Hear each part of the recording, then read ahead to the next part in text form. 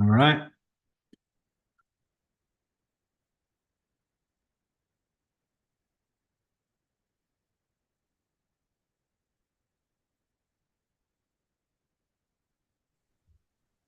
Good Monday morning, Nico. How are you?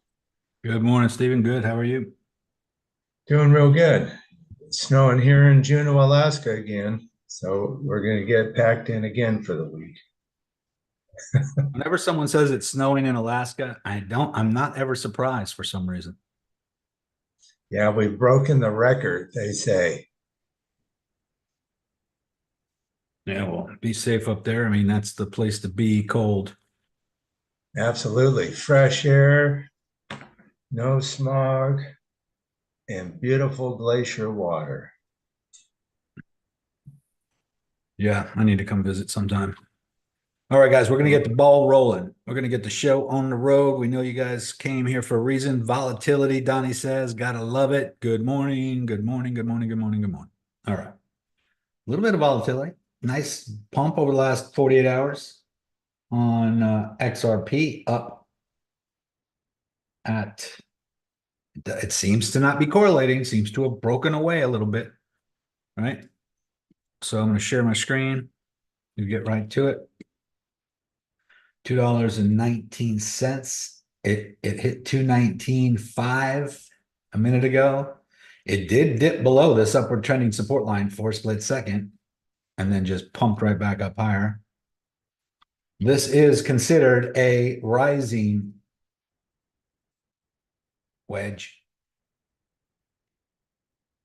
which can be bearish sometimes. It does tend to break to the downside eventually, but that doesn't mean that it cannot break to the downside, retest a certain level. I'll show you all the levels right now because it seems obvious, but as soon as we break a resistance level, I mean, it was two. It was this horizontal support at the $1.99, $2 range, horizontal support, support, support, support, resistance, resistance. And then right at the same time as this downward trending blue line, which is a crux, basically, it's where the ceiling and the floor kind of meet. And it broke right through that and then retested both of these, boom, and then started to climb. And this is where we had that little cup and handle, little pullback, popped up and came back down and retested this line, which is this previous support and resistance line going back quite a ways. This is that whole zone that I had at the bottom, which I called the floor. And if we go back far enough, you'll see this floor right here, which is this floor right here. Go back far enough, it was major support back here. Support, we wick down to the bottom of it, support, wick down to the middle of it, support, wick down to the middle of it, support, support, support, middle, bottom, top, top, top, top, top. And then to the bottom of it, middle of it, middle of it. Now we're coming right back up. We hit it here and went above it here, and we're kind of holding a support here. I'm going to go down to a lower time frame so you can see it clearer. Right here, we went through it and retested and then started to climb. And as we start to climb, you can see these other support levels. So as we come down, we hit some kind of support here and we double bottom here with a nice W. But if you go over to the left, that was previous resistance. If we go really far to the left and take that all the way over, you'll see almost every one of these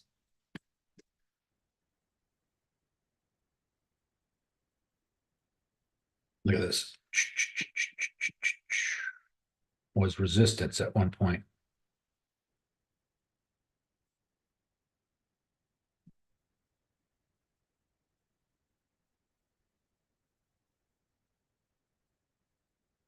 And so on our way up, we hit these little resistance levels, go through them, hold a support, go up higher. This one was the next one up. Guess what? We're going to come back and test resistance. Probably right there at the 216. Stair stepping its way up. What was this one? Let's just go back and see. Oh, just this.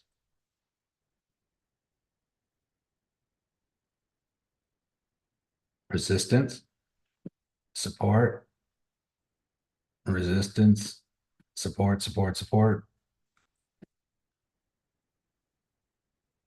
As we get through these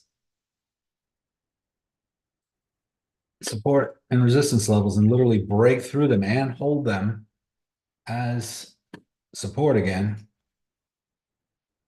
that's kind of what's happening here. So if you're ever wondering why we're stopping here, oh, is this it? Is it going to come back down? Just look at the level. Just take the line, draw it over to the left. You'll see why it's getting hung up there. And if it breaks through that, I mean, it has been doing it this whole time. Here, here, here, and here so far. This upward trending resistance line is kind of tightening up. Depends on how you put it. I guess we could have been hitting it right here and then broke through it and then testing it. Depends on how you draw it, but either way, back up to 220 is quite a nice jump from 180. My entry was down here a little bit. My original one. Let's just go look. So Nico, have you put a stop in? Yeah, my stop loss has been moved into profit to right now. It's sitting at $1.97 right here, $1.97. My entry is here. My stop loss is up here. I could certainly move it up much higher now. In fact, I will. I'll move it up right now, just under to $2.05. $2.05 was the level I was calling back here. This was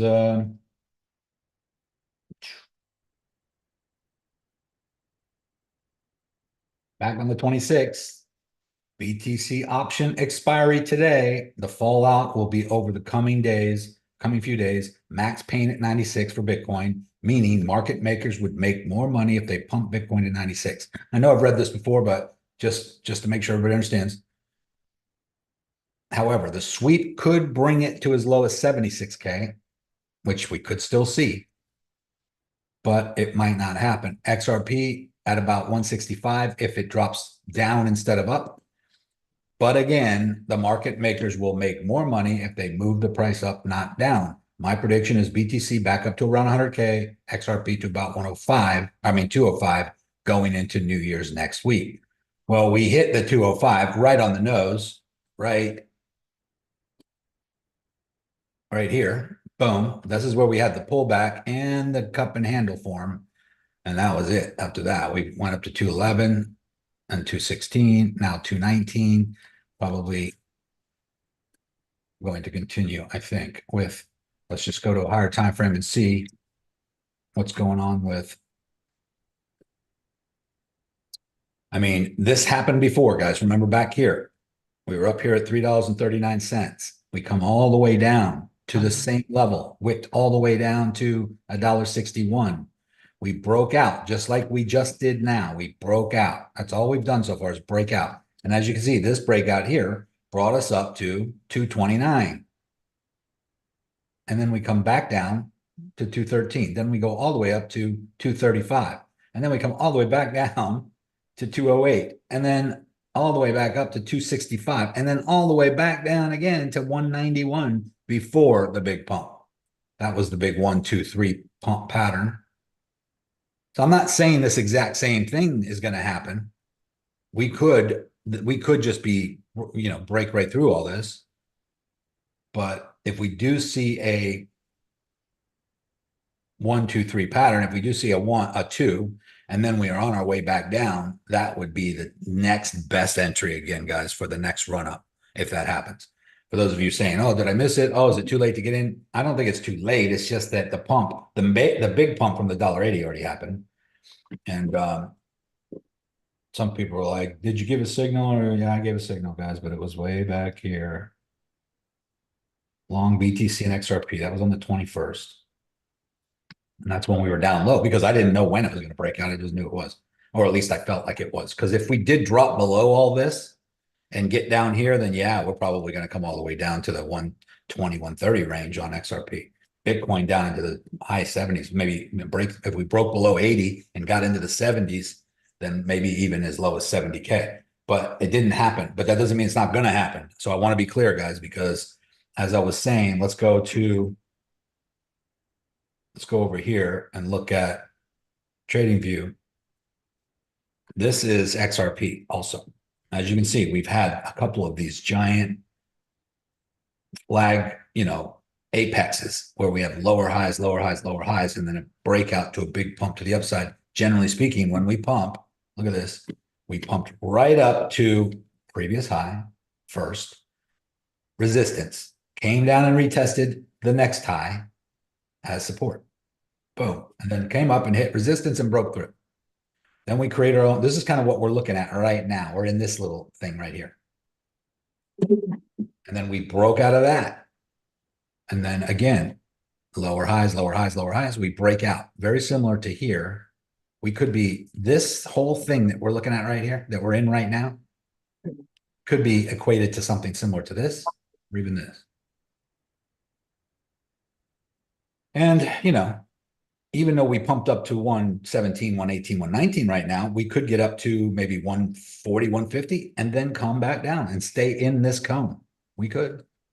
I'm not dismissing that possibility. It's not a big deal if we do, but because it's just a matter of time, in my opinion, that we break out and we have that big run up. It could happen sooner rather than later, since this was already a year in the making. This whole little sideways channel right here is a year, since November of 2024. Right here. Yeah. November 2025 right here. We went down a little lower, and here we are finally. All we've broken out of so far is this downward trend, but not really this whole sideways, because if you look at all of these other ones from here down here, when we were at 5, guys, remember this was a half a penny right here for XRP. Someone said the other day, it seems like nothing's happening. Should we even buy? I can't remember who it was, but there's nothing wrong with thinking that. It's because it seems like nothing's happening. It's like if you stare at the flower bud for all day long, you might think nothing's happening. Come back a couple of days later and the bud is blooming. But when you watch something day in and day out, and especially when it's just gone sideways for a year, it seems like nothing is happening. And it does seem like that. I agree. But when you zoom out and look at the big picture, we've gone up 500x since 2017 on XRP. And it just sucks that some of you are just catching on to trading right now when we're up here thinking nothing's happening. But if you just look at the repeating patterns over the last, 5, 6 years, 7 years. I know, years. I know, no one likes years. Years suck. It takes too long. Can't we just hurry up and get rich? But when you look at all these levels, and then it comes all the way to this line, goes up, comes all the way to this line, goes up. Maybe we got to go sideways all the way to this line. I don't know. That would be another year from now. Before it would be probably June or July before we hit this line, if we just continue to go sideways. But I think that this little area that we're in right now is similar to this one. It doesn't need to go all the way to the line. It's similar to this one. If we go back and look here, this pump right here,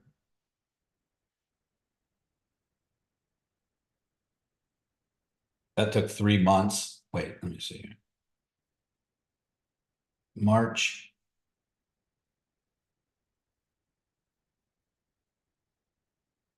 It was like May before we pumped up.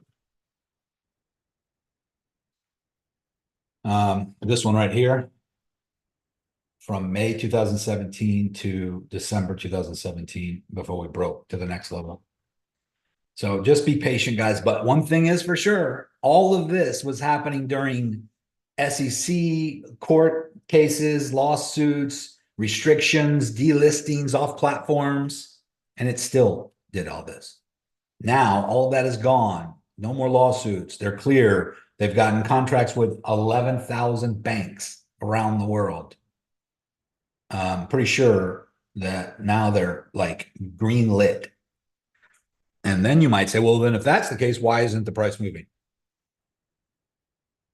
If you looked at how much XRP is literally coming off the exchanges and being liquidated off the OTC, over the counter, behind the scenes, it's billions per day, actually, not dollars, XRP becoming unavailable. What does that create? It creates supply shock.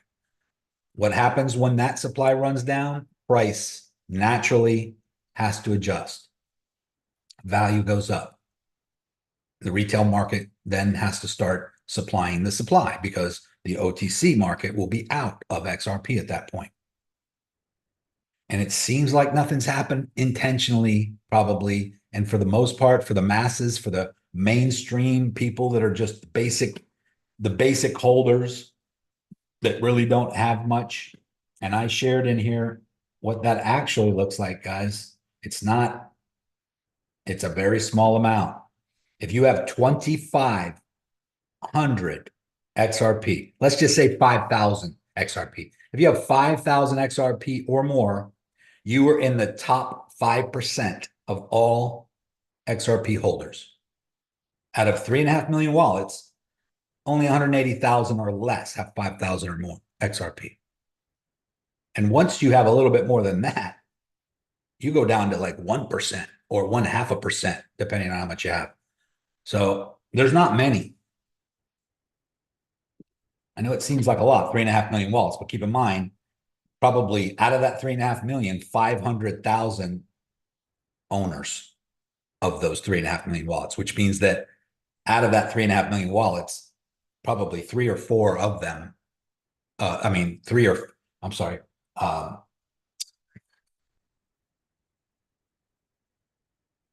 20%, 30%, maybe half of them or 3/4 of them are all owned by the same people.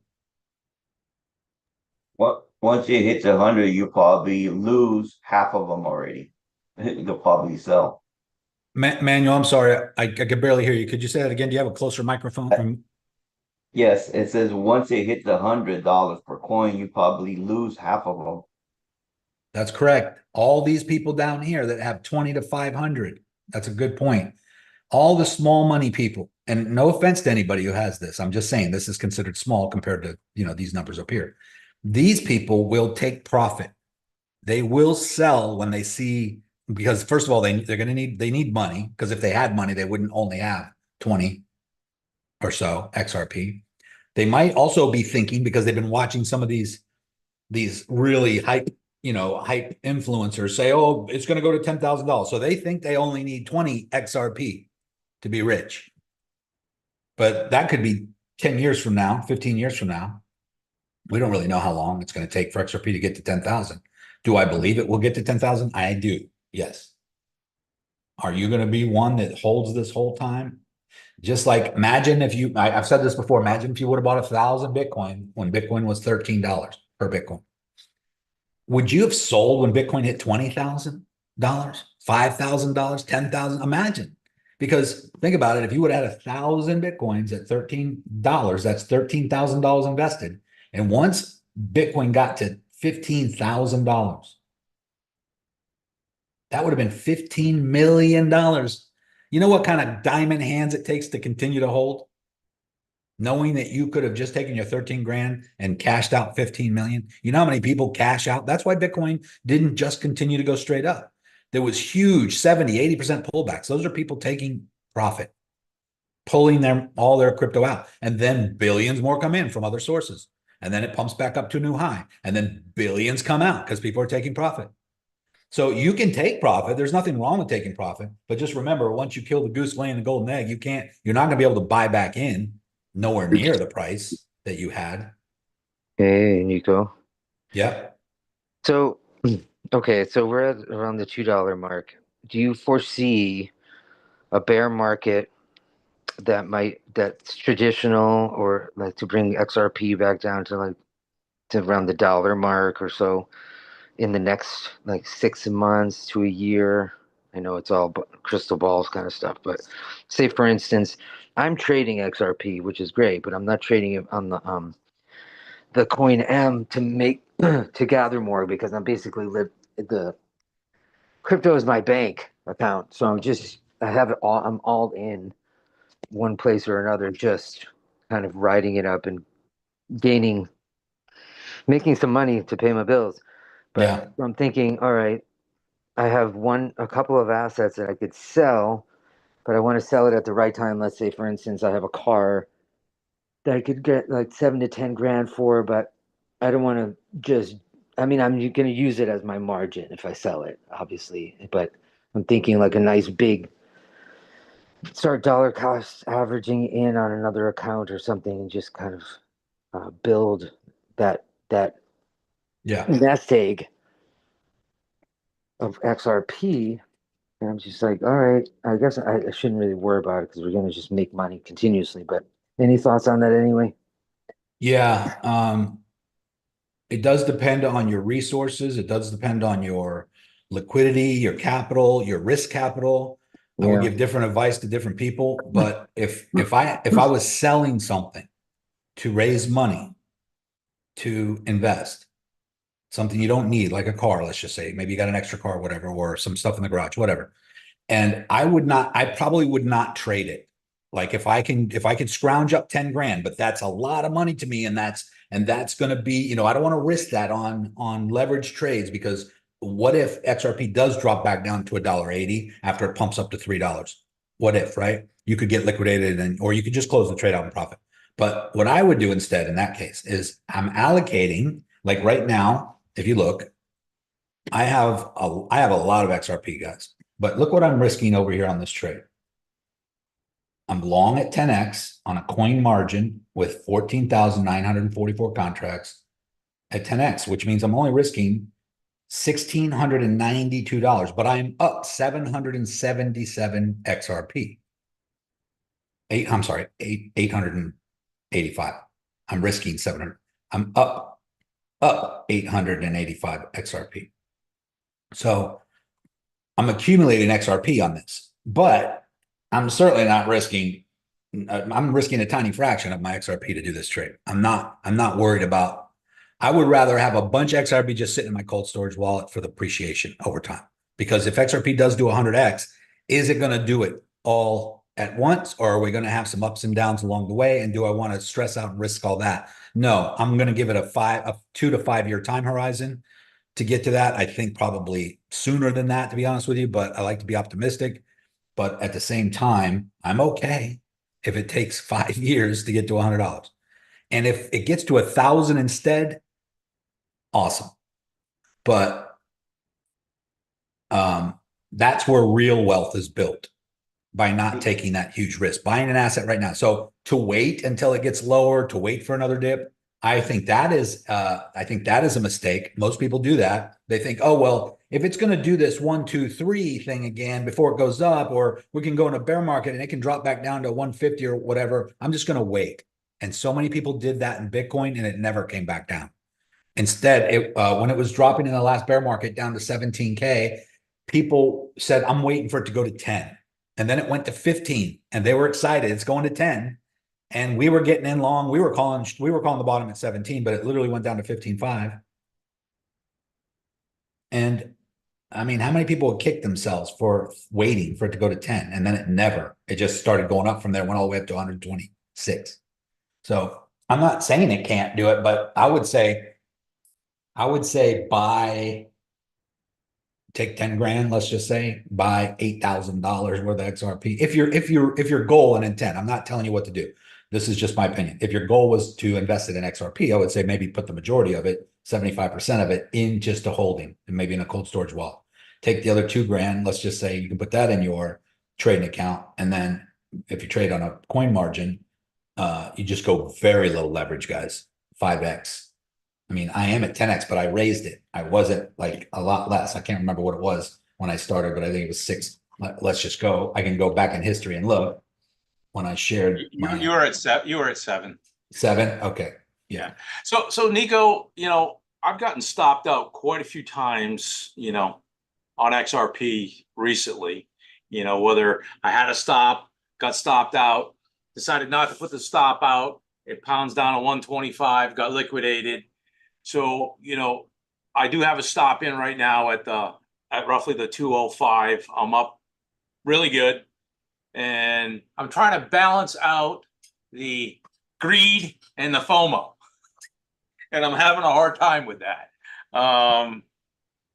Do you have a stop loss? I'm almost tempted to move my stop all the way up to like 210, 212 to limit the downside. But you know, a little confused as to what my strategy should be. Well, you should, since you're in profit up right now pretty good, like me, you should definitely not ever lose on this trade, right? So it's just a matter of where in profit are you putting your stop loss. Mine is at 205 at the moment. My entry's down here at 193. If it comes all the way back down to 205 and takes me out, I will probably lose half of the profit that I have right now, which is I'm at 109%. I'm up 850 XRP, which is equal to $1,850. So I would probably make 1,000 instead of 850 if it dropped, maybe less. Now, if it holds here and it does continue to make higher highs here, I think it's smart to move your stop loss up higher, up under the next support level. So right here, I have it below this one. It did hold here. You could move it up under this one at 210, but I want to make sure it holds here first. If it holds here, which is this line here at 216, and I want to give it a little room because here, as you can see, it can break this downward trending line, but it did hit that support. So let's just say it goes up higher, but then comes back down to this line and bounces. Why? Well, that would make perfect sense because that would be right here at that previous resistance. Then I probably will move this up to under there at least. Because, I mean, in a perfect world, I would stay in this trade until XRP got to $100. That would be freaking awesome. Okay. I'd make tens of thousands of dollars worth of XRP on this trade. Right. In addition to the value of all my other XRP sitting there going up, you know, ridiculous amounts. That would just be, I would just accumulate thousands more XRP. I mean, I didn't even do the math. I don't even know what that would equal to if XRP shot up to 20 bucks right now. Let's just figure it out. But my point is that do continue to move your stop loss up in profit, but not so close. Just make sure it's under the previous support level. Let's see, where are we right now? We're right about here. I mean, Question, Nico. yeah. If the Clarity Act passes here this I think the 15th or something like that. Is it a game changer for all the institutes to go ahead and start moving crypto around or peer-to-peer? Yeah, it's a game changer. A lot of the institutions and the hedge funds and the money sitting on the sidelines, the banks, they are already set up and prepared to switch over to using this settlement technology and the blockchain on the Ripple network. A lot of them, hundreds and hundreds of banks. I think 11,000 banks have contracts right now, but hundreds are already ready. They're just waiting for the green light to go. They don't have to then set things up or then say, okay, well, it must be time. No, they're ready. They're expecting it to happen. So I'm just giving some examples of what would happen if we got to $20. That's an 18% move from where it's at right now to the upside. Nico, which tool are you using right now? To do this, Yes. over here on the tool, you just open that up and it's like the fourth one down. Click the little arrow there and it has another drop down window and it's price range. Thank you. Also put a little star next to the ones you use most often. So it's highlighted there, price range. Hey, Nico. There's also date range, which goes sideways and it shows you like if I want to see from here to here, how many days that was, it'll show you there. Randy's Perfect, thank you. Randy's had his hand up for quite a I'm while. sorry. Go ahead, Randy.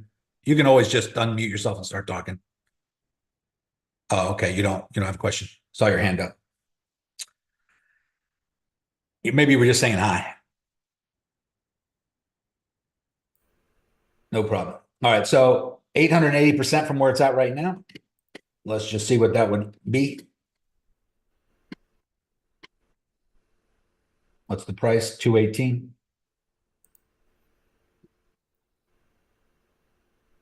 %. That's 17x more from where it's at right now. Is that right?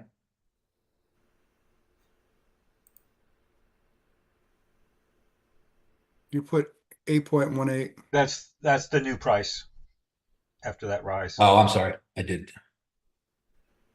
$2.18 times 818%.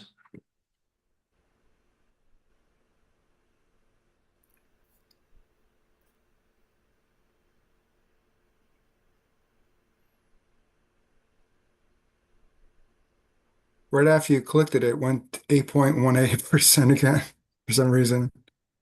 I did something wrong here. Well,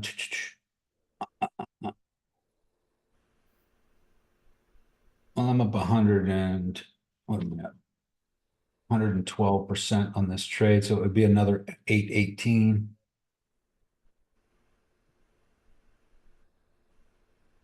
With 1,690. It's basically 8x from current. Yeah. So that would be $13,883 in gain with no leverage. Now I'm at 10x leverage, so that would bring this trade up to $138,000 if it went to $20. Not too shabby. So Nico, are we better adding more contracts or adding more leverage as we see this thing continue up? You can't make a difference by adding more leverage without adding more contracts. If you add more leverage, it's going to reduce the amount of your margin. So if you have $1,000 on the trade at 10x leverage, let's just say, and then it starts to go in profit and you decide you want to double your leverage from 10x to 20x, your $1,000 margin will drop to 500. You've doubled your leverage. Now your margin will go in half. So in order for you to get back up to $1,000 at 20x leverage instead of 10, you're going to have to add another 500 contracts or double your margin. Right. Okay. So doing one and not doing the other, you're just fighting yourself. You're going to make a higher percentage gain, but on half the money. So it's the same as making a lower percentage gain on double the money. Gotcha. Thanks. This is one of the biggest things that people get confused about when they're learning how to do this. And Bill explains it well. Bill can certainly go over that on the basics call. Guys, make sure you get on that on Wednesday. Bill can explain it better right now if you'd like to. Sure. So if you're going to try to make more money on a trade that you're already profitable in, you need to look for a good pullback area and add more contracts. If you increase your leverage, you're just lowering the amount of money you have in the trade. You'll still make the same money. You won't make any more money though. So lowering or increasing your leverage just changes the amount of money you have in the trade, changes your down payment in the trade. You want to set that up in the first place and kind of leave it alone. That's the way I think of it. You want to see how much, if you want to know how much money you're going to make, you plan the trade in the beginning, look for your R to R, set it and forget it. Playing with your leverage doesn't make you any more. It doesn't cost you anymore. It just lowers your cost in the trade. Yeah, see, look at this one. This Bitcoin trade I'm in right here, I got 3,276 contracts, USDT. But I'm only risking $71 of my own money because I'm at 50x leverage. If I had no leverage, I would have $3,278 on this trade. But you take the 3,278, divide it by the 50x leverage, and I'm really only risking $71. So I have high leverage, which makes the percentage gain higher, but I'm making a higher percentage gain on a much lower amount of money. So I get the benefit of having one of these really nice looking wins at some ridiculous percentage. Some of these are really big. Like sometimes you see a 2,000, like 800% gain. Now, Omar could be playing with a lot of money. I don't know. But when you're at 200x leverage, this move in the market from 11 cents to 12 cents is hardly a move at all. But he made 800% gain. So how is that? Well, it's kind of simple. You just take the, I might have closed out my calculator. Let me just see. You just take the 868% and divide it by the 200x leverage, and it only moved 4%. The price only moved 4%, but he made 868% because of the leverage. But with how much money? Was it $20 or $200 or $200,000? That is something we don't know when you see what people are playing with. But if you're consistently making gains like this, then you do need to increase your margin in order for you to make more money. I mean, you can make a lot of money risking $50 or $100 with these huge percentage gains. You can make a lot of money and grow your account. But if you want to make real life-changing money, you would need to have more money on your margin, more money at risk on the trade. I got 1,600 on this one. Not a lot for me, but I do know that if XRP does what I want it to do, will I look back and say, shit, I wish I would have went long with $10,000 of my own money at 10x leverage. That would have been 100,000 contracts instead of 14,000. Of course, but I also know that I have a bunch of it sitting idle as well that's going to go up in value while this is going up. And this is my risk XRP. This is the XRP I'm actually risking for trades. And I don't really like to risk something that I think. Imagine this. Imagine you need a little money, so you go and liquidate 1,000 XRP because you need to pay a bill for $1,800, right? So you cash out when XRP was $1.80. You cash out 1,000 XRP, which is $1,800, and you get that to your bank account, and you pay that bill, whatever it was, and then XRP goes to $10. What did you pay for that bill? It's not like you took USDT that's pegged to the US dollar and paid an $1,800 bill.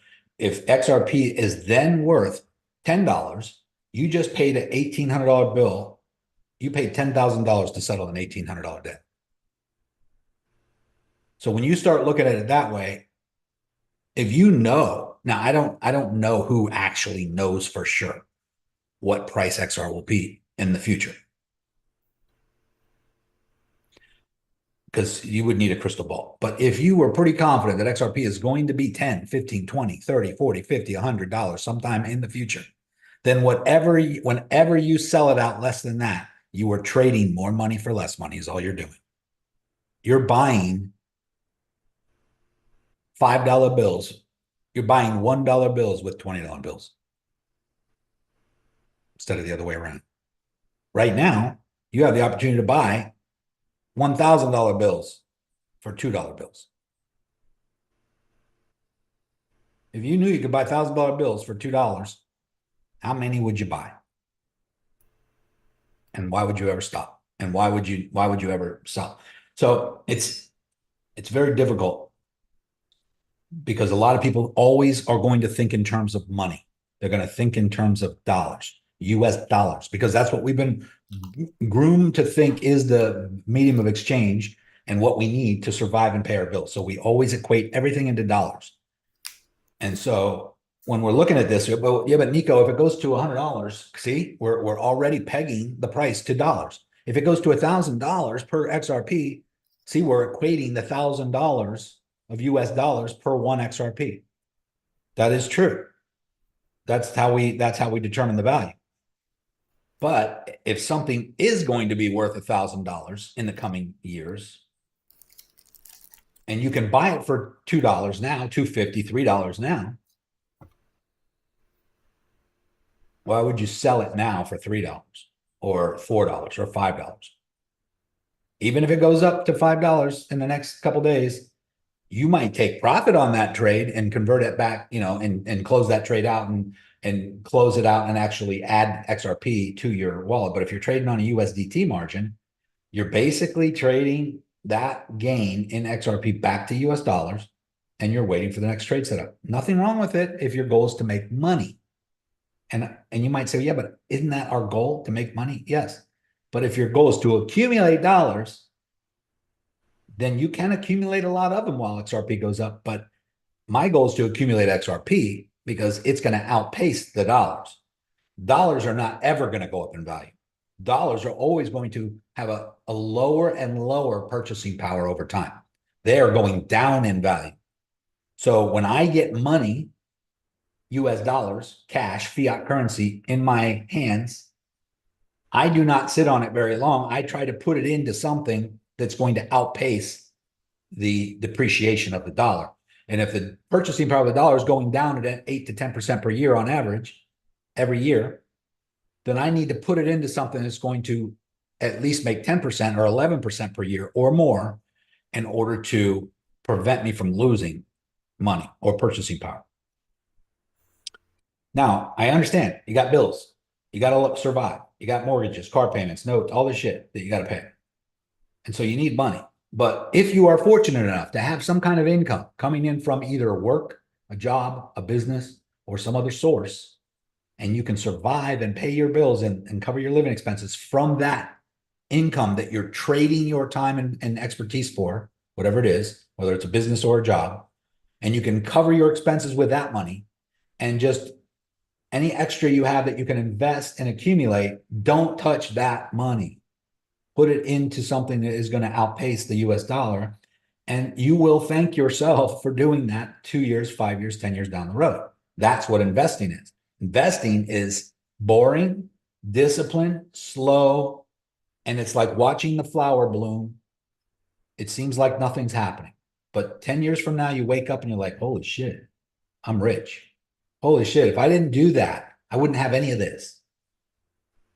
And it's kind of like exercising, guys. It's like everything. I've given a lot of examples and analogies. If you just go for a walk for 40 minutes a day every morning, and maybe again before the sunset after dinner, and during that time in between, you only eat during a 6-hour window, like between 12 noon and 6 p.m., you have 2 meals, not breakfast, lunch, and dinner, not breakfast and dinner, just meal 1 and meal 2. Be systematic and strategic about it. Don't look at it for pleasure. Don't say I need a treat. Don't say I deserve a snack, because you don't. And if you think you do, then you are only hurting yourself. And if you can be disciplined and have, and that's called intermittent fasting. That's like eating in an 8-hour or 6-hour window between 12 noon and 6 p.m. every day, and then not eating after 6 p.m. dinner, not eating anything until the next day at 12 noon. If you can do that and do the walking thing that I said, and you can just do that consistently, day in and day out, week in and week out, you will arrive in a very short period of time, a month, 2 months, 3 months, 6 months down the road, in the best shape and health of your life. It's easy to say. It's actually simple to do, but it's not easy to do. Simple because that's all you got to do. Difficult because that's all you got to do. And people just can't do something that simple. They're going to have cravings. They're going to say, oh, I don't need to do this day. Oh, it's my birthday, I can cheat. Oh, it's New Year's, I can cheat. Oh, it's my friend's birthday party, I can have something.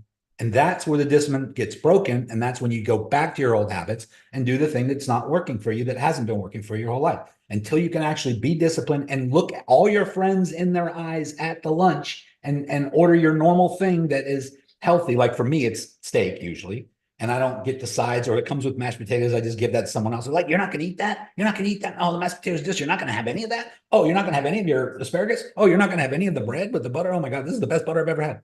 And you can just laugh at everybody and say, no, I'm not. You can have it. What people do is they give in to the temptation and, oh, well, all my friends are doing it, so I'm going to do it. And this is why they cannot get anywhere. And I can tell you this, guys, none of your friends, none of your family members, they could care less if you get fat or get lean. They will only notice when you do the thing that you say you're going to do. They will only notice your discipline when it starts to pay off. But if you discipline for just a month and then you go back to eating like shit because no one else is doing it, because you feel left out, because everyone else is enjoying their food, so you should, then they're gonna say, whatever happened to that thing you were doing where you're eating just twice a day and walking every day? Well, I guess you gave up on that, huh? And then they'll make fun of you because misery loves company. They weren't doing it, and they would rather you not do it. Because if you do it and you become really good and in shape and looking your best and feeling your best, then where does that leave them? They have to feel guilty now for being, lazy asses. Right. So I use that analogy because it's the same as investing. Most people don't do it. Most people can't handle the discipline of it.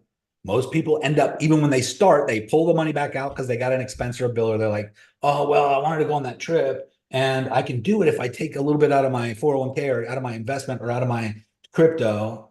It's gone up a little bit. At least I made some profit. I'll just take that. Instead of pretending they don't have it for a couple of years, because that's the only way it's ever going to grow into something big. And so this is why, we got the 1%. The 1%ers out there, the ones that do what 99% of the others are not willing to do. It's really simple. So, and I didn't mean to give a speech on this, but I think that sometimes when you hear it a different way, that you can relate better and start to see the mistakes that even you and we all make in our own lives, because I've been there and done that. I've been on the roller coaster, both in investing, both in what I doing the right thing and wrong thing with my money, and also in the diet and exercise and the working out and the health and fitness stuff. I've always known what to do. I've always known what I should do, but doing it is a whole nother story. It's easy for me to tell other people what to do, even when I'm not doing it. That's called being a hypocrite. So I stopped doing that. And I said, I'm only going to tell other people what to do when I'm very skillful and masterful in doing both of them myself. And when I've conquered the cravings, when I've conquered the laziness, when I've conquered, getting up every morning and walking and making sure I get that in, regardless of whether I feel like it or not.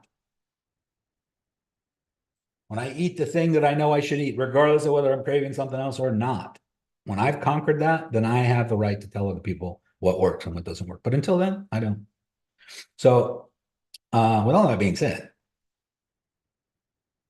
when you say, what should I do if I have this amount, blah, blah, blah, me personally, if that's all I have, I would just buy it and sit on it. Because $10,000 worth of XRP is roughly 5,000 XRP. And at a $1,000 XRP, that's what, 5 million bucks? Nico, if you have a big chunk of change or like a large stash of XRP, is there a way to use it as collateral to take a loan out on it, or are you staking it in any way is there some other way that there will be? It's coming. There are places, I think, that are offering it. I don't trust that really yet, but it will be. There will be collateralized. There will be custodians. Banks will be doing it.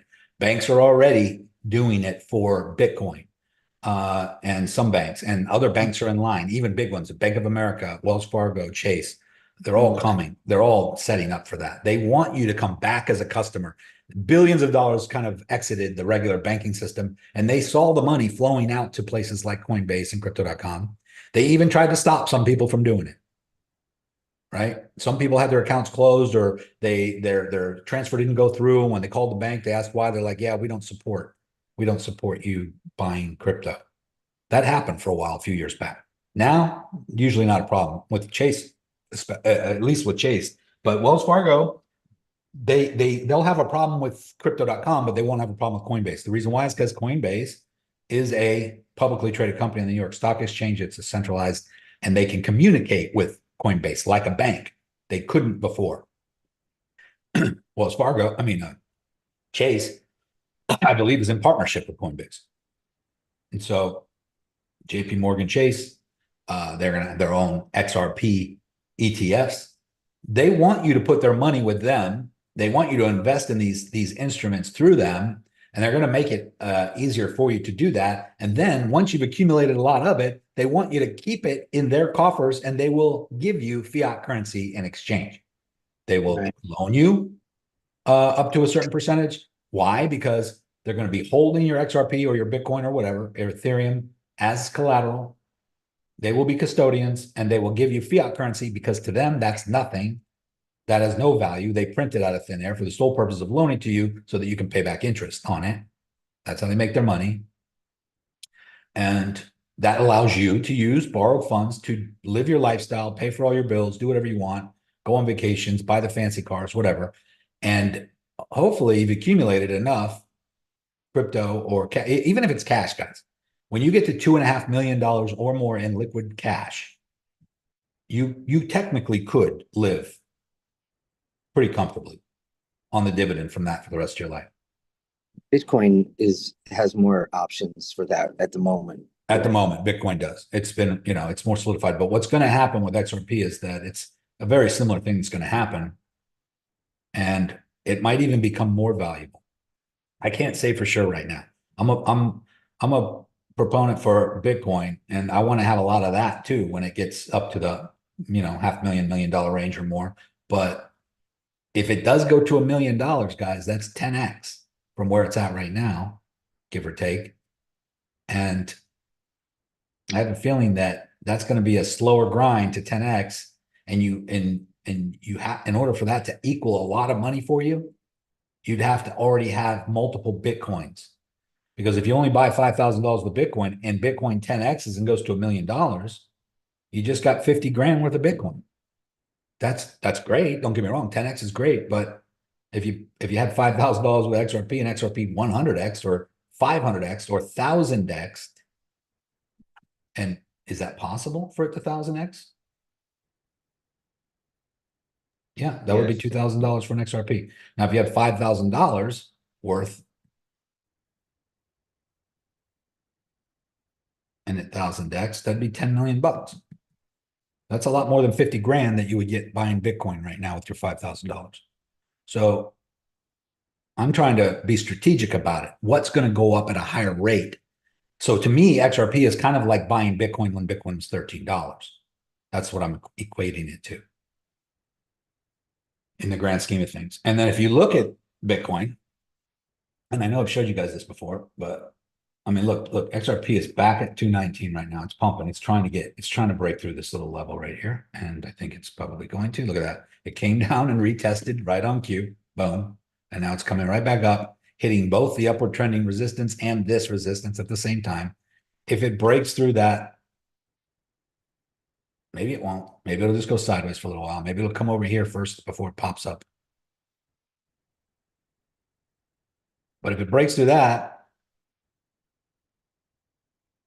then we're going to see even more faster moves to the upside. A lot of people are saying that when it moves, it's going to move fast.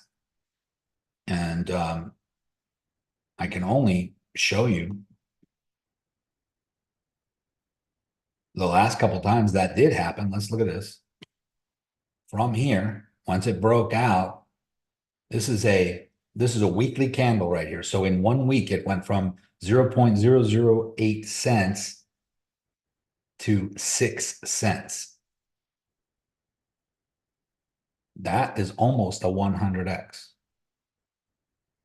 in a week.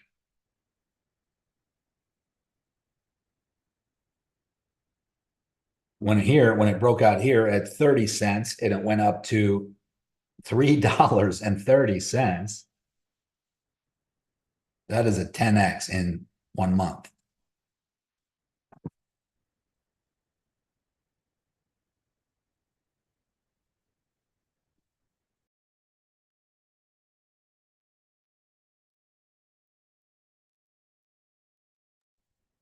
So it happens, and it's going to continue to happen, and people are going to keep kicking themselves for not being prepared or set up or structured. And I can only do so much on these calls, guys. I mean, a lot of people are like, you want the magic exact signal to get in and make $1 million. But a lot of times when you don't see me giving a signal again and again and again, it's because we're still in the one that I gave.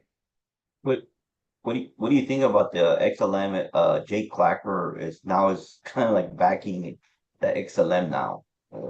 Which one? I'm sorry, man. You're just a little quiet. It's hard for me to hear you. XLM. Yeah.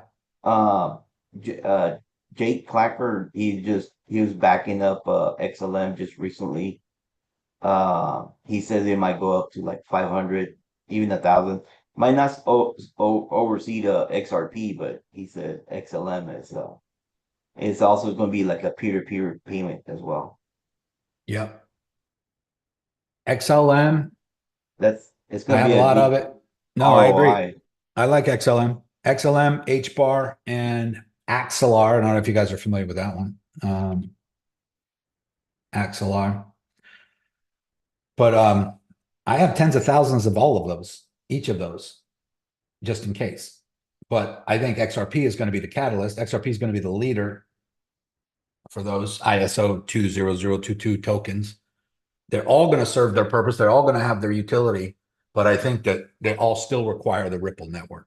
They're all still going to be needing XRP to settle on the back end. So I don't care if XLM goes to $500 or $1,000. That means XRP is probably already there. If XRP goes to $1,000, I don't care what anything else does, to be honest with you. I don't even care what my 300 units of apartments do at that point.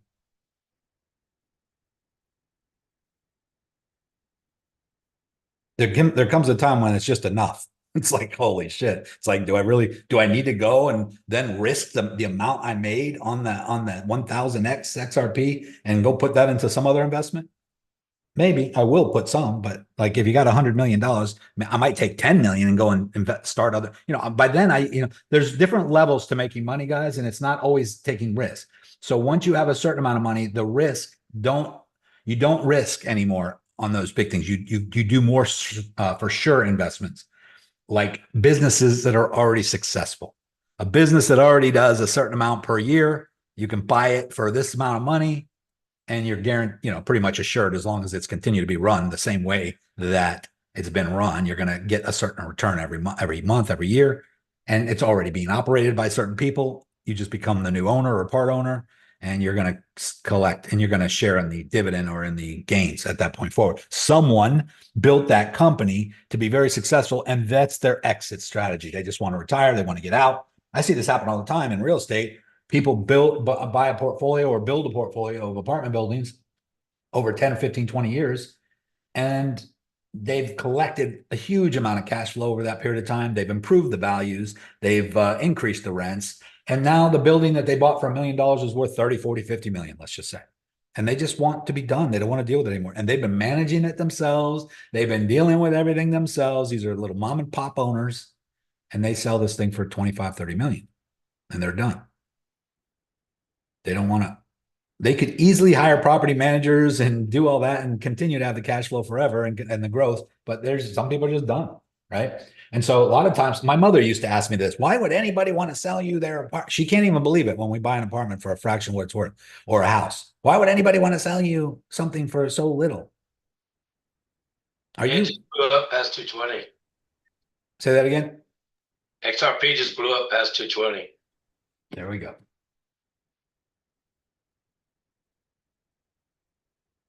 Yes, it did. And the reason why, guys, is that people are at different stages of their life, just like you are. And there's another little breakthrough. Now, we've broken through this upward trending support where we wicked above it once here and came back down. So let's see if we come back down here. But if we hold above this level right now, guys, I mean, what is going on? This is a good time to be in that position. And those of you who are in profit, congratulations. Hopefully you got in when we gave that trade. Even when it was creating this little cup and handle back here, this was just 2 days ago. 2 days ago, right here, where we were on the live call and I was telling you it's cup and handle. I posted it in here a couple times, but in this trade signal channel, if you're paying attention, right here, pulling that little cup and handle, coming around, XRP still holding above the $2 level and starting to rise again. I posted this before that, showing you where it's possibly going. I know this goes all the way up to $29, $30, but why not? Why wouldn't it? Did anybody expect it to go from 0.007 cents up to $2.50 in that shorter period of time? No, it's the people who are just, again, disciplined and steady and not shaken by any of these ups and downs. Look at this. This down right here could have shaken a lot of people out. This down could have shaken a lot of people out. Even if this drops back down to $1.50, it'll shake a lot of people. A lot of people will get pissed off, upset. This sucks. They're just fucking with us. They're just toying with us. They just want us to buy, and they're just going to keep making millions behind the scenes selling. They don't realize that this is an accumulation and a deceleration of the available supply.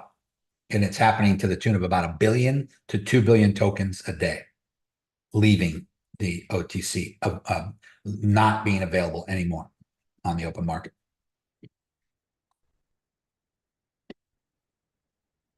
So, I mean, I hope that, in the next 6 months to a year, we got a lot of multimillionaires in here. And some of you are going to be multimillionaires without even trading, without even taking a damn signal, without anything, just because you bought and held and waited. And there's nothing wrong with it, guys. I mean, you got to look at your own strategy. The purpose of learning how to day trade and scalp and all that stuff is for you to understand how you can literally pull money out of the thin air, out of the Ethernet, day in and day out. And you can do that with a certain amount of risk capital and still take a good portion of your investment capital and put it into something that's almost a sure thing. Now, is it a sure thing? No. Can I say that XRP for sure will be $200, $500, or $1,000 someday? I cannot say that. I don't know. I don't have a crystal ball. But based on everything I do know, it almost seems impossible not to. So with that being said, I mean, if I was 99 years old, I would just probably go enjoy my life and go feed the hummingbirds or something. But when you got some time and you can literally set your life up so that in 5 years or 10 years, not only will you have more than you've ever had, hopefully you're doing some other things during that time as well, like getting healthy and, taking care of yourself, so that when you do arrive at your richest point ever in your life, you're also in the best shape of your life, because nothing will suck more than you being super rich and diseased and miserable and feeling like shit, not able to hardly move. So obviously, do both. That's my recommendation.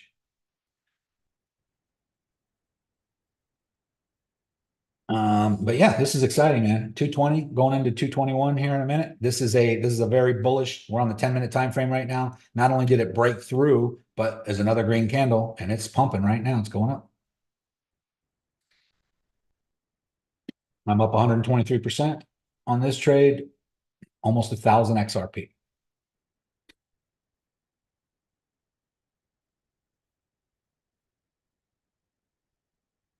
Bitcoin, on the other hand, we haven't even talked about that today. Let's go look, because it's up too. Don't get me wrong. It's up to 94K. And it is hitting that next resistance level. Isn't that funny? That line's already there and it just hit it right on the nose. Once you know where to draw these lines, guys.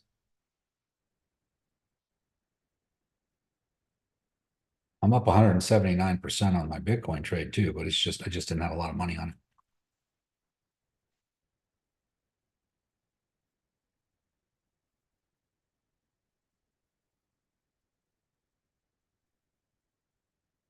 But yeah, I told you where the max pain point is on Bitcoin, which is the 96K zone, which is somewhere up here. And so I think we could see a big pop through this level. Let's just go back and look at what this level is.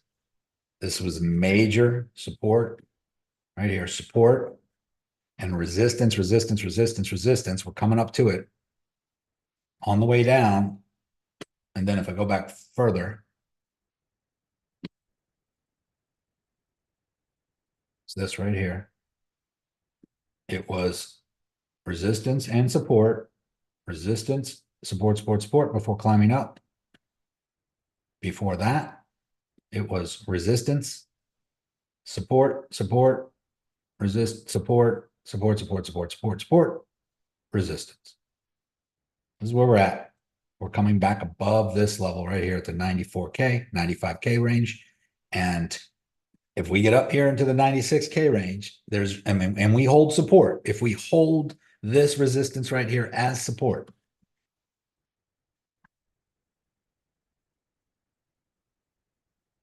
why not? Then we got the 105 range, 107 range that I was talking about on previous calls, which puts us right in to this potential giant head and shoulder pattern.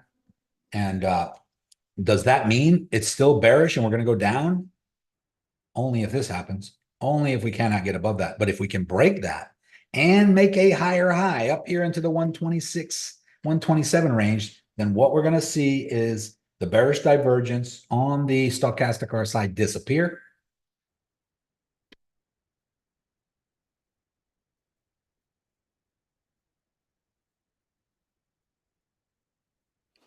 On And, XRP, if we haven't if we're not in it at the moment, how do we validate going in at this time? yeah.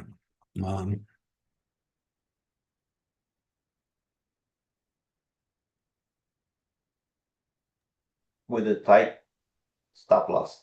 I mean, when something's pumping, I mean, it's obviously always better to be in before the pump, but there's different resistance levels, and you want to make sure it breaks through that and holds a support before you enter. So it just broke through. I mean, this is the weekly. Let me go down to the hourly and show you. It just broke through, major one. But technically speaking, guys, we're still downward trending. So we could come all the way up to this red line, which would be $2.50, like we've done several times.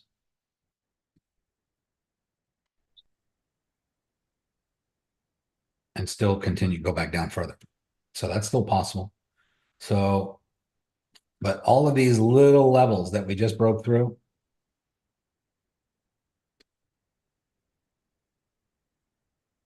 and then came down and retested.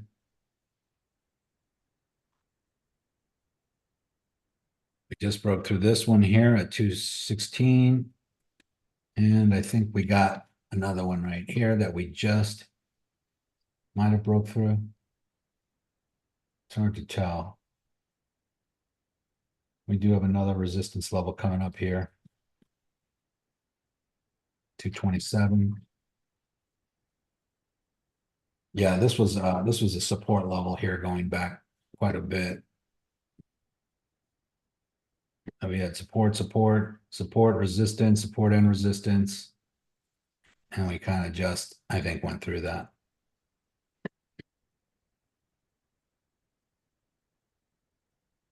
Now, I guess now would be, I mean, but you got to understand we could have a big pullback anytime. So that's the problem.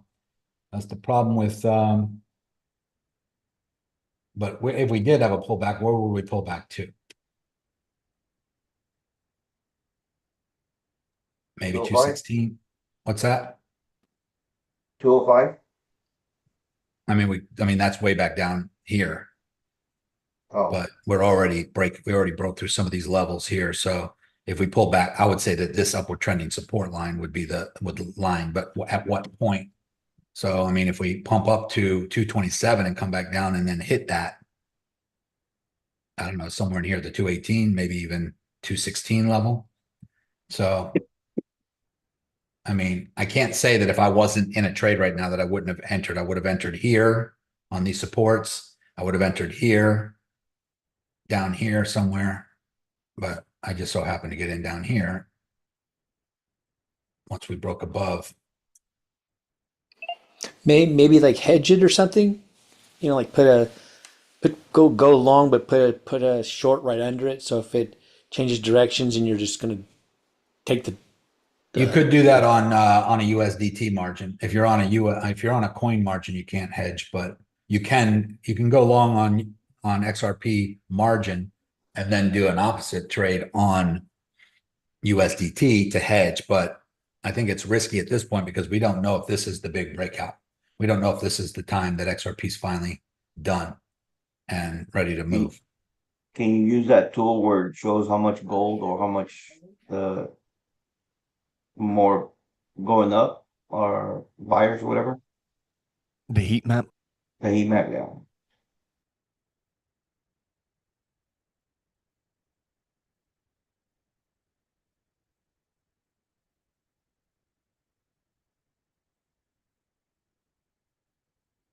Yeah. So-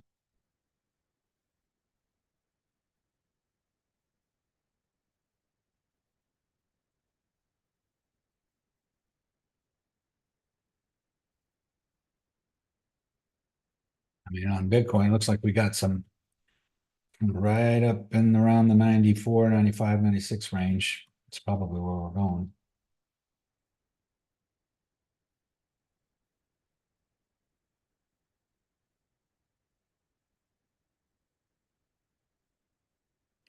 We're not seeing your screen.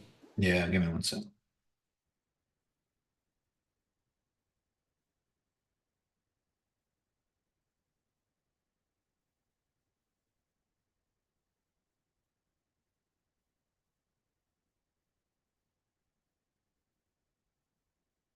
Chopping through all this liquidity on its way up, and look up here, guys, we got more coming.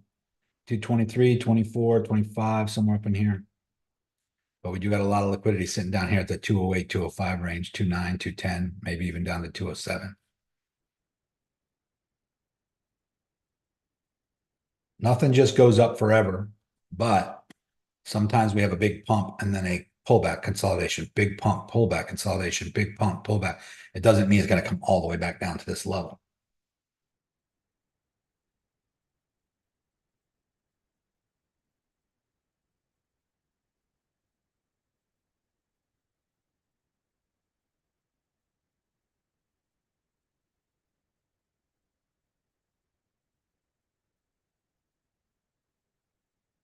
But this level we're at right now, this little 90, this is Bitcoin, this 94K right here, that's the major resistance on the way back up.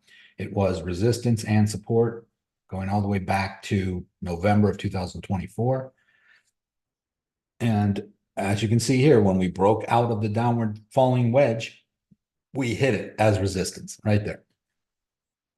Boom, boom, boom, boom, boom, boom, boom, boom, boom, boom, boom, boom, boom. Day after day after day. 1, 2, 3, 4, 5, 6, 7, 8, 9, 10 days before breaking through and holding a support and then going to a new all-time high. So I'm not saying that it's going to take 10 days to get through this, but that's what happened last time.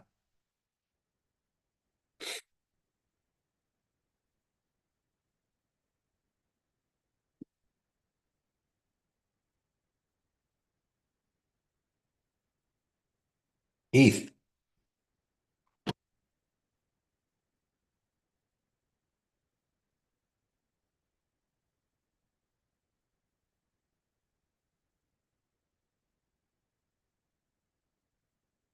Broke out as well after coming down to the center line, after retesting previous resistance support. Get to the top, center line, broke out.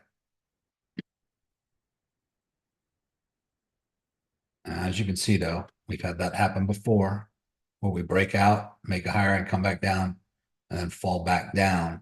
So I'm not 100% sure we're out of the woods yet for that, but we could certainly come up. If XRP gets up to this level here at 3470, 3500 range, that's the next major support and resistance level.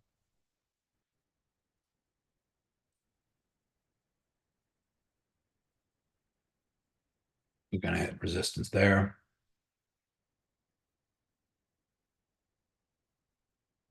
I'm not in any ETH trades right now, but I would have went long there. I wasn't paying attention to it because I was more focused on XRP at the moment. You don't really need, a lot of when everything's correlating, guys, you don't really need to be in all of them. I don't know if it even matters at that point. Look, the banks are buying so much. Why is XRP staying where it's at? All right, Joe, I know I've explained that a dozen times or so, but I'll explain it again because they're not buying from the retail market. They're buying OTC, over the counter, behind the scenes from other people who already have a lot of it, mainly institutions, and are buying from the Ripple ledger, which they have a certain amount of billions of XRP, 30 billion, I think. And the retail market is their 60 billion. So once they've depleted that reserve, they will have no choice but to merge the ledgers and buy on the open market. Same thing that happened here on Bitcoin. If I go to Bitcoin, I'll show you one more time because I've gone over this a bunch of times, but I know there's a lot of new people on here. Back here, when Bitcoin was hitting 73.8, after coming up from the previous all-time high in 2021, 68K, going into a bear market, all the way down to 15.5, and then going all the way back up to 68K right here. And hitting that right there. Boom. That was the resistance. And we had this little pop up to 73.8 when the Feds, when the SEC, when the SEC was approving the 13 of the largest hedge funds for Bitcoin ETFs. This was back in 2024 in March. And they got approved and nothing happened. The price went down. It went up to 72, went all the way down to 56. Went up to 72, went all the way back down to 53. Went up to 69, went all the way back down to 49.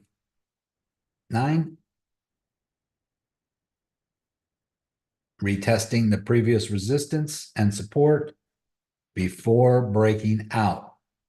Why did it take 280 days after the ETFs were approved when the 13 of the largest hedge funds in the world, BlackRock, Grayscale, all of them, why did it take this long, 7 months before the price finally shoot up to a new all-time high of 108, 109, and then ultimately 126?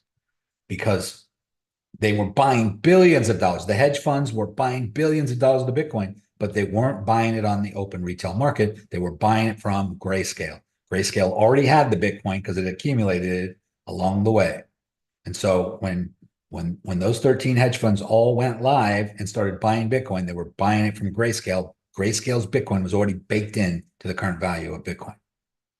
Once Grayscale ran out of Bitcoin, they had to buy on the open market, and then that's when price appreciated. Same thing's going to happen with XRP.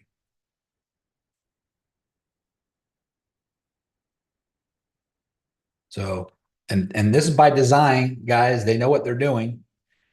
And while they're getting set up and preparing for huge price appreciation, the retail market is confused, doesn't understand why price isn't going anywhere, thinks it's a scam, thinks they're just wasting their time, so they get out. And that's what they want. They want you to sell. Sell all your XRP now at $1.80, $2. Get out. Let us have it. Let us take it from you. We'll buy it from you.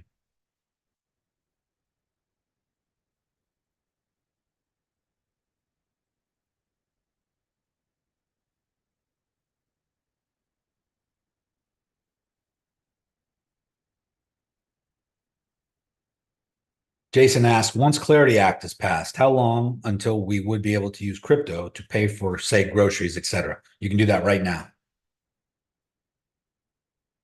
If you go to Coinbase and crypto.com, you can apply for a debit card.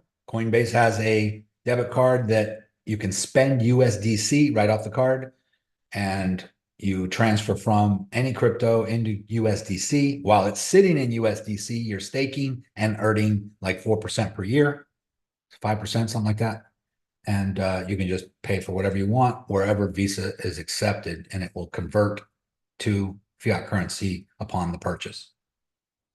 Now, as far as paying in crypto, like you go to the pizza shop and the guy has a sign on the counter that says Visa, MasterCard, American Express, Discover, or Bitcoin, and you want to pay with Bitcoin instead, then you would just get that pizza guy's wallet address and you could send a Bitcoin. The problem with that is that Bitcoin takes 10, 15, 20 minutes to clear. And you'd have to sit there and wait for that transaction to go through before they're going to let you walk out with the food. Whereas XRP is different.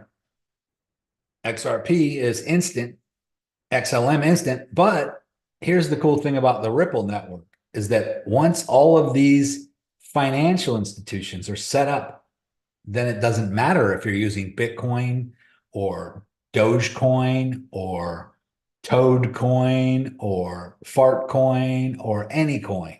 Doesn't matter whatever you want to pay with, because Ripple will settle it instantly. And that is what makes XRP and Ripple different. You can send Bitcoin through the Ripple network and settle it instantaneously. But you can't send Bitcoin on the Bitcoin network and settle it instant. So Ripple's network and blockchain is far superior to everything else.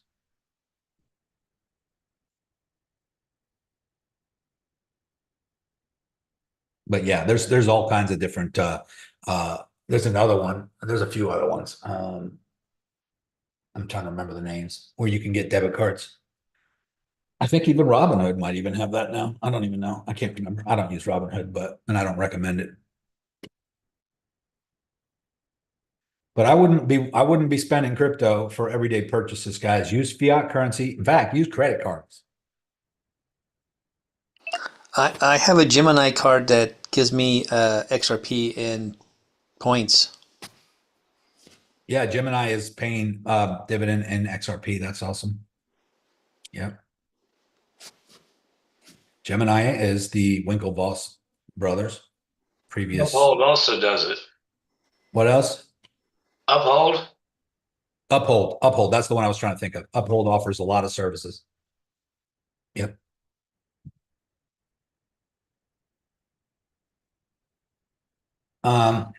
Me personally, I use my Amex or my Chase, whatever they're called, rewards cards for almost everything that I do in the world. And then I just pay those off once a month because I get a lot of points and a lot of benefits from using those cards. And everything is kind of a write-off anyway. It's like everything's business expense as far as I'm concerned. But there will come a time, guys. There will come a time when crypto is just infused into the everyday world. You just won't even look at it as crypto. You'll just be thinking that you're buying a Snickers bar for $1.20 or whatever it is. And behind the scenes, everything's going to be settled on the blockchain. Hey, Nico, on XRP, like when it hits up to like $100, per coin or even above, instead of selling it, is there a way to kind of collect interest or make a living off of maybe staking it or lending it to someone or whatever the case may be? Yeah, I'm expecting. There's a lot of people saying that they're paying a dividend right now, like the Jay Clavers groups and places like that. But I don't know if they really are or not. But there will be that option. Yes. Coinbase right now, you can stake you can stake USDT, Ethereum, and I think Bitcoin. You can borrow against Bitcoin and Ethereum right now on Coinbase. And major banks and institutions are all going to be following suit to that. They will become custodians for all of this stuff. Once XRP is registered as a Class A, I don't even think it's going to be a security. It's more of a utility token. But I think that there will come a time when there's supply shock and they will want you to loan your XRP. They will want you to stake it so that they can use it intraday to settle transactions while they pay you a dividend. That would be an ideal situation instead of just selling it, right? Say again, I'm sorry. I was just saying that would be an ideal situation to hold on to your XRP and making money off of it instead of just selling it. And I think ultimately, yes. I mean, that would be equivalent to you, inheriting, let's just say, a city block in Manhattan back in the early 1800s from your great-great-great-grandparent who bought a row of row houses or whatever they are, townhomes in, somewhere in Manhattan for a couple thousand each. And now they're worth 20 million each. And you inherit that. So what is your choice? Your choice is to keep them and continue to collect the rent forever and ever and ever, as long as you live, and take advantage of the appreciation in value over time. As they go up in value, the rents go up and the debt is paid down or paid off. If you ever need money, you refinance one of them or all of them, pull out millions tax-free because you don't pay taxes on loan proceeds, and you continue to let the tenants pay off that debt over and over and over again for as long as you live. You never kill the goose that's laying the golden egg. You never sell the apartments. If you were to sell them, on the other hand, you would cash out a nice big chunk of money, but now you don't have the goose laying the golden eggs anymore. And you're then it's up to you what you do with that money. But generally speaking, cash gets spent. And once you run out, you don't have that goose anymore laying the golden eggs. So my advice would be to not sell it, but you need money, you borrow against it, refinance it, you leverage it. So Nico, if you're staking it and you're letting them use it for transaction, aren't they burning some of your XRP, and so they're responsible to replace whatever they use? Or how's that? And if they're paying you 4% for staking it, how does that work? I'm not sure if your XRP gets burnt. I think that the OTC or the supply of XRP that is required to get burnt per transaction, I'm not sure if that's yours or on the corporate ledger. I'm not really sure how that works. Someone else who might have an answer to that. That's a good question. I know that a certain amount of XRP per million XRP or per billion is getting burnt on a daily basis. But I don't think that's XRP that's held by any of the retail market. I think that's the OTC. Anybody else got an answer to that? Let me look through some of these questions. Angela says, why is everyone focused on XRP and not Ethereum? I think a lot of people are focused on Ethereum. Chad likes Ethereum. I think that Ethereum has its foot in the door with a lot of service providers, and hold on one second.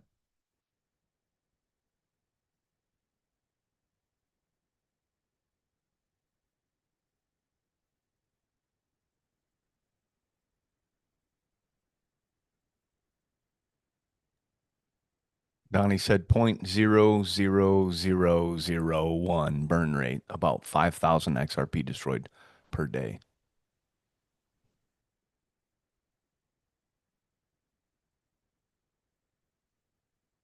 How many? About 5 grand, 5,000 worth a day burned. Per what? Per how many? It said 0.00. There's 4 zeros and a 1 burn rate per XRP transaction. It's And that's minuscule. approximately, right, it's not very much. Not yet.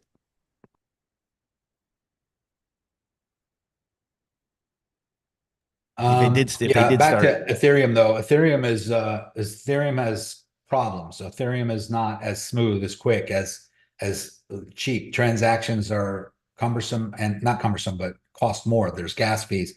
I don't think that Vitalik, the founder of Ethereum, has worked out those bugs. In my opinion, it's not the one. It's not the golden child of the bunch. I have some. I'm expecting it as Bitcoin goes up to $1 million eventually. I'm expecting XRP to be 20,000, 30,000, 40,000 per XRP, but I think that you can accumulate a lot more. I'm sorry, per Ethereum, but I think that you can accumulate a lot more XRP now for a fraction of the price of Ethereum that will still reach those same numbers, in my opinion. Again, it's my opinion, guys. And I'm not the only one with this opinion. It's just that from my research. Daryl, Nico, can you explain what it means when people post about claim the FLR token as an XRP holder? It's your reward for all holders and helps to double your XRP holdings immediately after claiming. I'm noticing people making posts like this from time to time. Now, if you notice on any of those posts, Daryl, where it says reach out to me for details or whatever to get your Web3 wallet and all that bullshit, that's a scam. So is the airdrop, right? Airdrops. I mean, I'm not saying you don't get airdrops somewhere from somebody in the legitimate platforms, but anybody posting random people, especially if they're using famous influencers videos like Jake Clavin and some other guys, they're using them in the video, but it's really not them posting that video. And it's always talking about Web3. You know, make sure you're on the Web3. Don't leave your crypto on Coinbase or Kraken or anything. Move it to Web3. Whenever you see that, that's a scam. Don't ever respond to those or send any message to any of those people ever. Web3 guys, they're trying to make you think that that's something different than the internet. All it is web. There's Web 2.0, Web 1.0. Back when the internet started, Web 2.0 and Web 3.0, it's all still just the internet is all it is.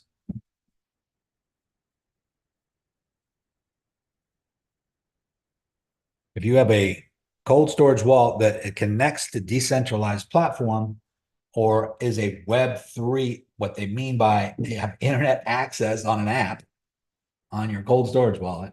I don't know why they're trying to make it confusing or trying to make you think that you don't have something set up right.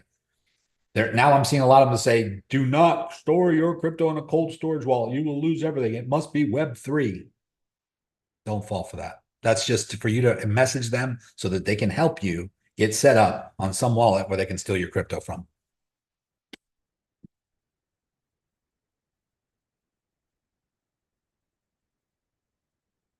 Oh, Bill answered that. Thank you, Bill. Yep. So you have a decent wallet. How do you transfer money out, and how do you check the balances and all that stuff? Do they have an app for that, or what? Yeah, you got to download the Decent app on the App Store, and then you can, just like Coinbase, you can log in and look at you log in with your login password. You can look at your account balance. You can see all your holdings. But if you want to transfer into your Decent wallet from, let's say, Coinbase or Phemex or anywhere, you would then have to take the hardware device, which is the little device that you put your thumbprint on, and you have to sync it to the app. So you have open your app, and then you click on deposit, let's say Bitcoin or deposit XRP. It's going to pop up with a little thing that says sync device. And then you have to then have your little device turned on next to your phone. It's going to sync using Bluetooth. Then it's going to ask you on the device, it's going to ask you to put in your passcode, or your thumbprint, both. It's a biometric safety feature there. So you put your thumbprint on there, and then it says connected, device connected. You'll see that on the app. And then you can paste the wallet address that you're sending, or you can then get the wallet address on your Decent app. And then you go over to Coinbase and you send to that wallet address, and then it's there. And then if you want to send out of Decent, you do the same thing. You connect your device. No one can just go log into your app and withdraw. They would need the device, and they would need either the password or your fingerprint. The biometric has to sync up to the app, and then it would allow you to do that transaction. There are step-by-step tutorials on YouTube you can watch, but make sure, guys, if you're going to buy a Decent wallet, that you buy it right from the Decent store, the Decent website. Never buy it on Amazon, never buy it on Shopify, never buy it from a TikToker or anybody. Always buy cold storage wallets directly from the manufacturer, because you don't want someone to order a bunch of them, have them shipped to their house, some IT tech hacker kid who then hacks them and makes it so that they have a backup redundant password, so that then you order it from their Amazon shop, they send it to you, you put $100,000 of crypto on there, and they can log in and take it somehow. I don't know how they would do that, but obviously there's a lot of people out there smarter than me. There's people out there that log into their bank account and can change the digits, the dollar amount of their balance. There's people out there that know how to do that shit. I'm not one of them.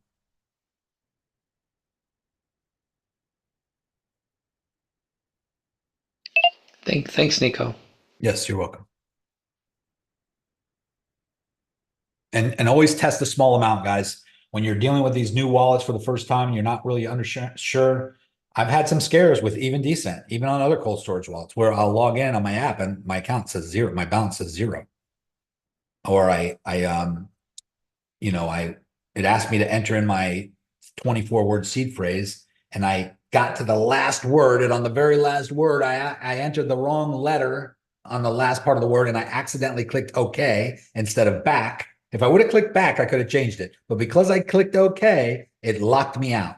Then I had to create a new 24-word seed phrase.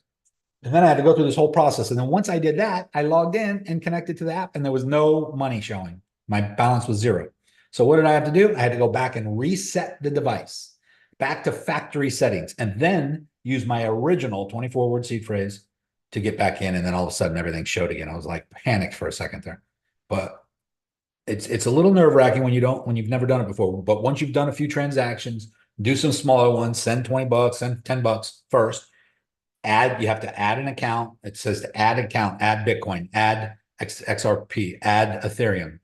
When you're adding it, all you're doing when you add it is you're creating a name for the account, Nico XRP, whatever you want to call your account. And then it gives you a wallet address for that. Once you have that wallet address, that's your own private wallet address for that account in your Decent wallet. Then you take that wallet address to Coinbase and you send that crypto to that wallet address. And then it shows up in your Decent app account. But definitely read the instructions, definitely get used to it, do it a couple times, and whatever you do,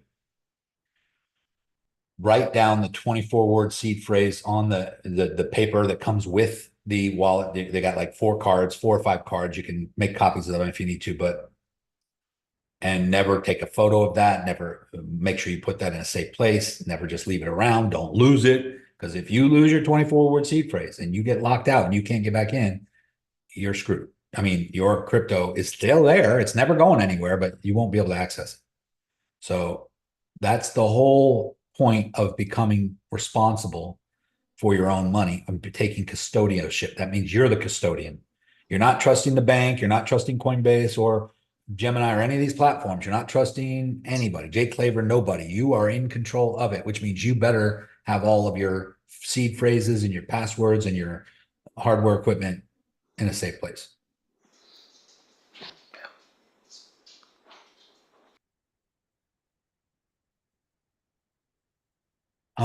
Shelly, I'm sorry. What is the current thinking about Ledger Nano S? I don't have a problem with Ledger Nano. I don't use it, but as far as I know, it's good. Kimmel says, my experience with the latest Ethereum upgrade, I have 3 options to pay for transactions in the Trust Wallet, ETH, USDT, USDC. The cost is way cheaper for the stable coins, like 10% of the ETH price. Problem was that Tether and Circle never went through. Tried for hours. Instead of paying 80 cents, I had to pay $7 for my swap. I hate ETH network. Maybe it will improve with time. Yeah, I feel the same. It was always a pain in the ass for me. And then even when swapping coins on like Pancake Swap or any of these other platforms that you needed to do it on the Ethereum network using Binance Coin or whatever, it was always a 2 or 3 step process. The gas fees were always huge. Sometimes you were paying $20 to send $10. It was like absurd. I just want to interject that a problem with crypto.com is they want to charge me $10 to send my test transaction of $20 minimum. So now I'm paying 50% fee. That's right. Just to do a test transaction. So since I had used the address before, I just used my saved address and sent the full amount, and it arrived. Yeah. Yeah, when they have a minimum, guys, it's like if you try to send less than that minimum, you're still paying for the whole amount. It's like it's kind of ridiculous. These platforms don't want you to take anything out of there. And that's how they do make their money on the fees, and they are kind of providing you the platform to be able to do this stuff and buy and sell and change and exchange and swap. But they do make a lot of money on fees, that's for sure.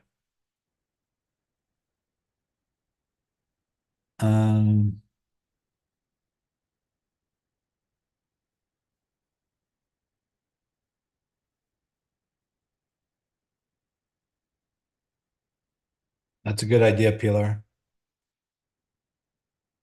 You guys can read Pilar's comment in the comment section as far as picking a seed phrase. The seed phrases are not something you pick out of the blue. On Descent, they give you the words to pick from and the order to put them in.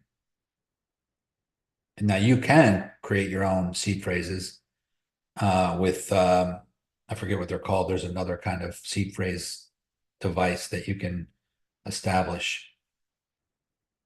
And and someone asked, can you transfer to a new wallet with new seed phrase? No. I mean, if it's not the original seed phrase that you use to establish a wallet, it will not let you change the seed unless you reset. I'm sorry. You can transfer to a new wallet that has a new seed phrase, but the one that you're transferring from, you have to use the original seed phrase, from what I understand, that you set that wallet up with originally. That's why when you reset it, it didn't work because you were creating a new wallet on That's your. right. Yeah. I didn't even know I never had that problem before. So I was digging a deeper hole and didn't even understand what I was doing wrong. Finally, then I found a video explaining that you just have to reset the device to factory settings. It seems scary to do that because you're wiping it clean, but then you have to create a new password, and then you put in your original seed phrase. Your crypto is just sitting there in the limbo land somewhere on the blockchain. No one has access to it ever until you tap into it with your seed phrase. So, if you lose your crypto on a decent wallet or any of these cold storage wallets, you can at least take some comfort in knowing no one else has it. You may not ever have it again, but neither does Aaron.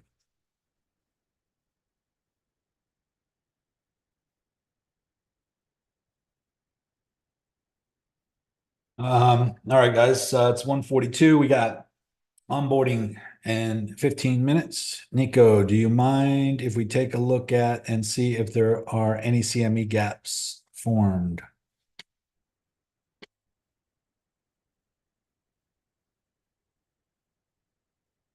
Bitcoin, by the way, is hitting resistance at the 94K.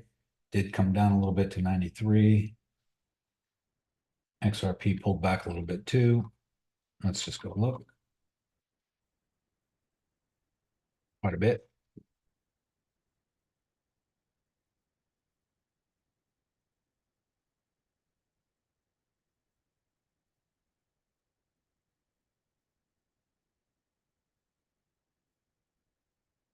Yeah.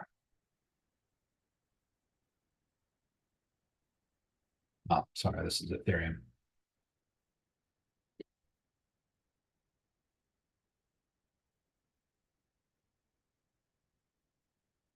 I was looking at the wrong thing. I was looking at Ethereum. XRP still pumping, 223. CME.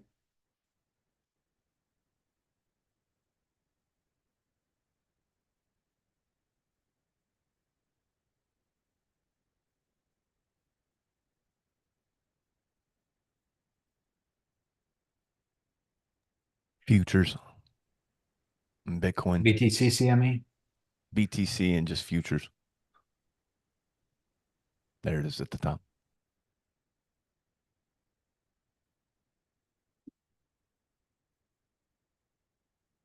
Yep, there's some gaps.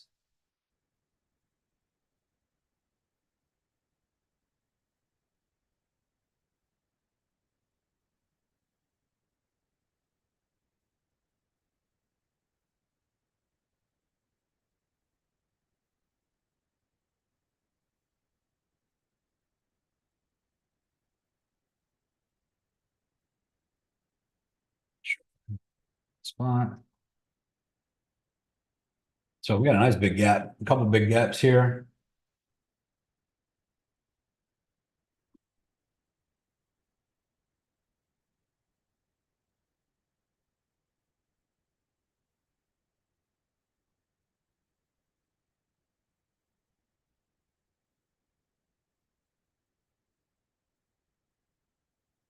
What does that mean?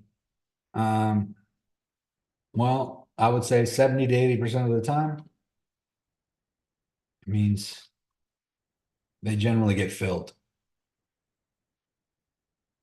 Filled means that the price will come back to that level and fill this gap over here somewhere. And fill this gap over here somewhere.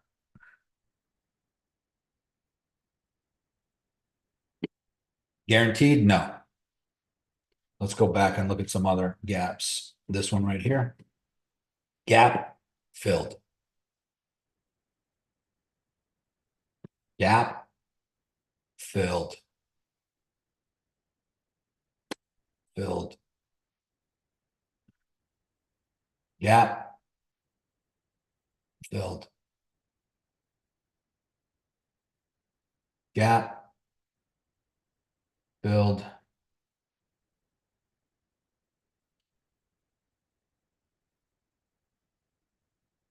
Gap filled. So they generally get filled. So that just means that that price is probably going to come back down to those levels. That would bring us back down into the 80s.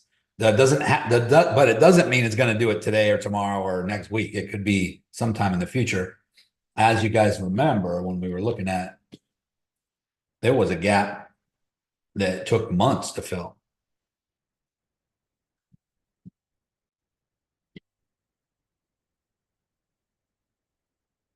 This gap here on the daily on Bitcoin didn't fill from April of 2025 until right here, November, 6 months later.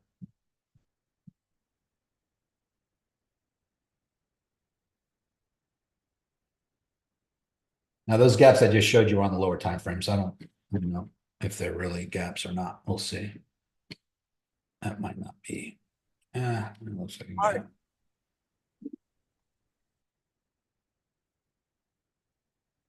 Is there a preferred time frame for that, Bill? You know, not really. The bigger ones seem to fill in faster. There's one at 54K and one at 20 that are smaller that may never fill. The bigger ones, though, they seem to come back for those. Sometimes it takes weeks, days, months. Yeah. All right, let's look at a couple other indicators here, guys, before we wrap it up here. We got 10 minutes. Let's go back to BTC, USD, all-time history index. We are coming up to major resistance. Let's go. Let's look at what's going on with the Gaussian channel on the 5-day. We are below it. And we are coming right up to it. This is not, isn't that interesting? Not only are we hitting resistance right there, but that is also, we wicked right up to the Gaussian channel. Look at that. Look at that wick right there.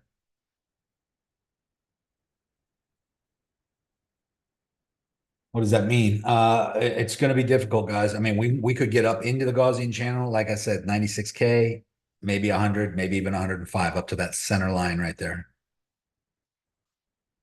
But if we can't get above that and then break back out of the top, then it could just be the beginning of the end. It could be bear market territory. We got a giant, possible giant head and shoulders. This would be the right shoulder. But the fact that we're under the Gaussian channel, all red right here on the 5-day. And on the 4-day, guys, it's already turning red. That's not good.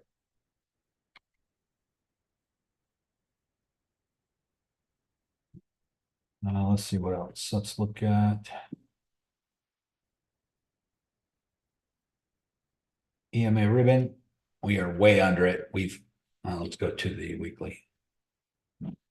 Let's go to the daily. I mean, on on the daily, we flipped the EMA ribbon bearish. We come up, wicked into it, and we just got above it. Now, you guys remember, I was talking about this a couple of weeks ago, that if we get above it, is it going to hold above it or come back down? And I went and I used this as an example, which was the previous bull market back here. This is in a very similar situation that we're in right now, where we drop, we finally break through and we get above the EMA ribbon. It was bearish. We wick above it and then come back below it. And that was the beginning of the bear market all the way down. But and I mean, it is bullish, obviously, that we're busting through it right now to the upside. Will it hold is the question. And I'm guesstimating that somewhere up here in that 96 max pain territory, we could, yeah, we would need to hold above this, guys. We need to hold above the 94, 95 range.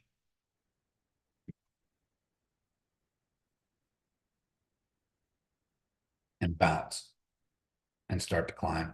If we just get above it and get 96, let's just say, and come right back down below it, then it's bearish. It's not good.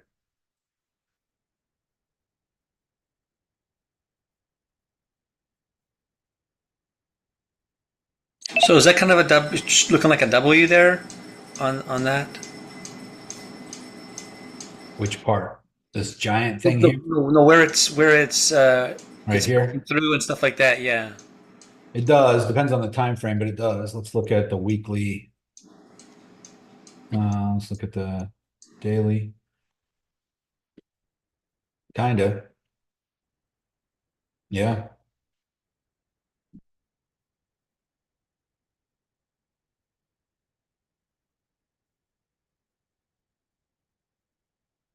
That would bring us right up to the 105 that we've been talking about. Right up and equal to the left side. So yeah, I would have no qualm saying that we could get right back up to this 10 in between 105 and 110 level. And pretty much now, if we get above that and we start to encroach on the all-time high, then we have a chance for a new all-time high. The only problem with that, guys, is that it's never happened yet in January where we went up higher than the previous month's candle on the 12-month time frame. So if I go to the 12-month time frame and show you this,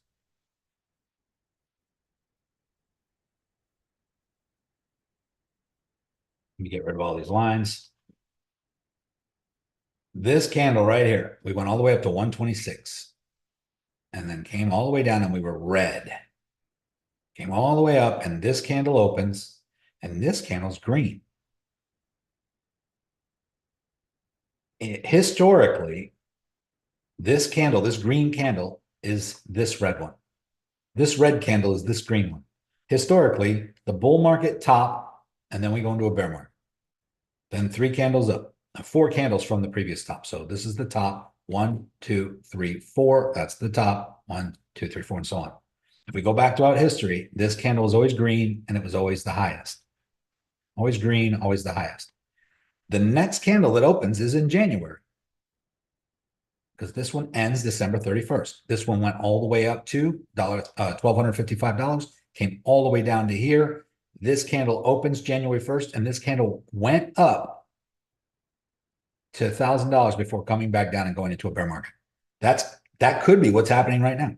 But here's the weird part, is that so far, it's never happened where this candle, the top, ended red until here. This is the first time.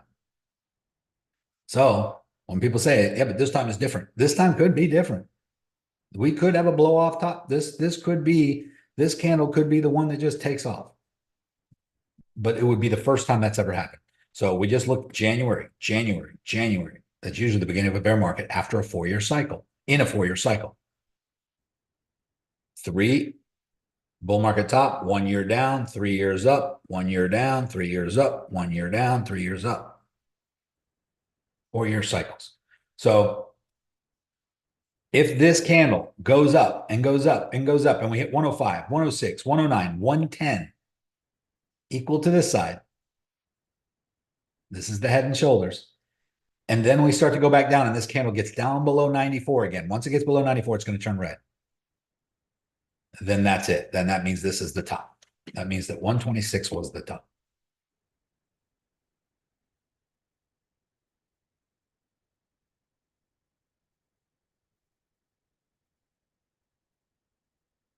But because this was red, it's already showing that it's different this time. So this could just be a continuation. This could be the big bull market drop right here, where we did drop 40% from 126 all the way down to 70. What was it? 70. The low was 80,500 or something. So we did drop 40%. The typical bear market drops 77%, 77%, 77%. Typical. This one, 40% so far. But this is not even the candle. It's usually this one.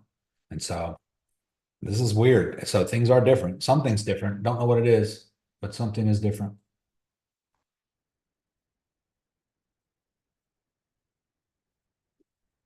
Hey Nico, I have a quick question. It's Jason. So Hey, I Jay. got in. Hey, how you doing? I got in XRP a little late, but I'm up like 108% right now.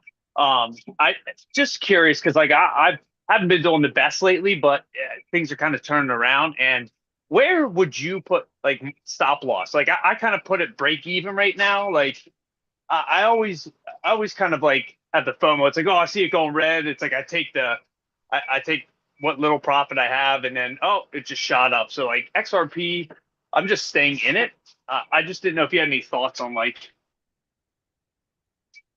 Yeah, I discussed it a little bit earlier. It's like these little levels, these resistance, support, resistance, breakthrough, resistance, support. So here's my stop loss down here. Here's my entry down here.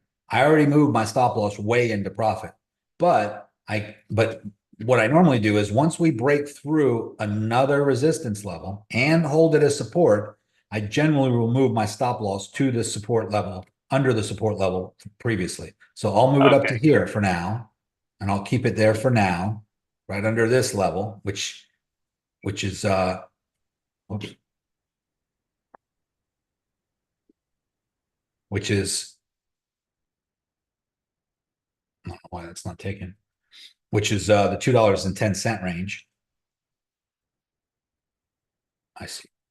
I got too much going on here. You guys all hear me okay? Oh, there we go.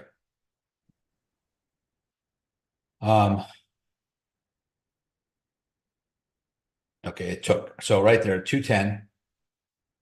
Once this, I mean, we're still climbing. I mean, look, we're at 226 right now. It's just taken off. This is awesome. I love it. Let's go and look. I'm going to go to a higher time frame real quick. Let me just look over here. See, now it's coming up to major resistance. I don't know why. Let's just zoom out. Right here at this level, we had resistance, support. Over here we had support. Probably, I don't know if it's major or not, but we already broke this one and we already broke that one. This is the next one. And we're at it right now at the 226 level. We broke out of this rising wedge, so that's no longer bearish. They normally break to the downside, but it already broke out to the upside, so we don't even need to worry about that anymore. So yeah, so just look at the previous support. Make sure you're in profit, obviously. You say you put it at break even. What was your entry? By the way, before you say that, let me make an announcement. Guys, the onboarding, if you're brand new, today is Monday, the 5th. Onboarding is starting right now. If you look into the chat, Bill has posted it already in the chat. It is right here somewhere. Right there, onboarding. There's the link. If you're already in the Discord, he also posted it in the trade chat right here. And he also posted it in the announcements section right here. So there's no excuse. If you're brand new, get on that. And we'll see you in the mastermind. So what was your entry? I'm sorry, Jason. It was 2.2083. 202, $2.02. Yeah. Somewhere down here. So I would say you should be safe to put your stop loss, like even where I have mine now at 210. Okay, perfect. Thank you. I appreciate Now, that. it doesn't mean you won't get taken out, but At If you do get least I taken won't out, lose it's always money. better to get taken out in profit. Yeah, great. Thanks so much. Appreciate it. You're welcome.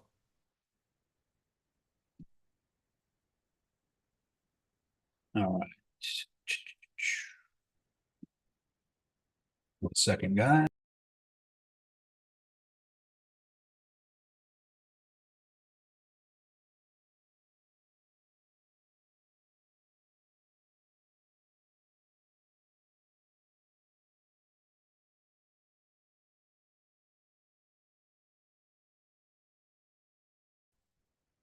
Do you think it's about to turn right now?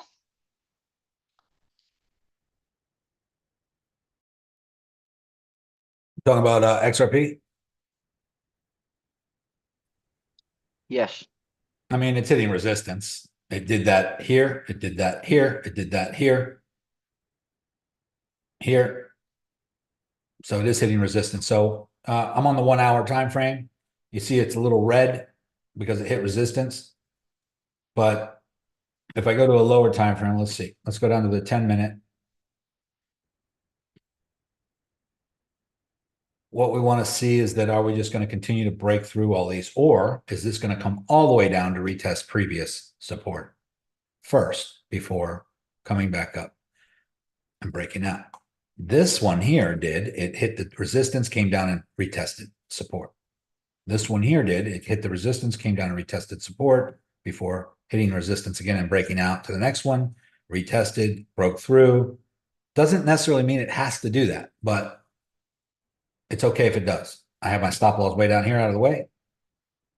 That's just being patient, letting it do its thing. It is stair-stepping its way up. But what's happening also, guys, is when people log in and see this pump, they have FOMO. So you're going to have lots of retailers piling in as well. But this could be systematic institutional buying pressure right here. To get the price to go up this high, this fast, this is not retail. This is probably ETF money. This is something, I don't know what it is, to be honest with you. This is whale. This is whale buys.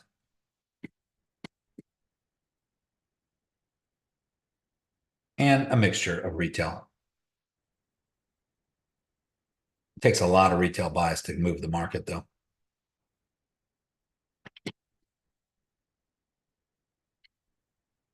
Up 1,128 XRP. That's a lot. That's not bad. If XRP gets to $1,000 someday in the future, this trade just made me $1 million.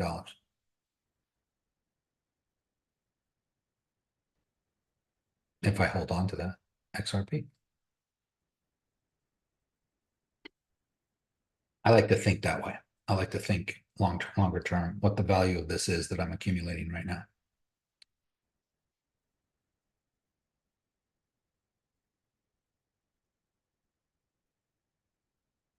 All right. So anyway, lots of exciting stuff happening, guys. Hopefully you're in. If you're not in, wait for the next breakout. This was the one that happened while we were on this call when we were talking about it earlier, and it did pump up to the next one. Now it could pull back.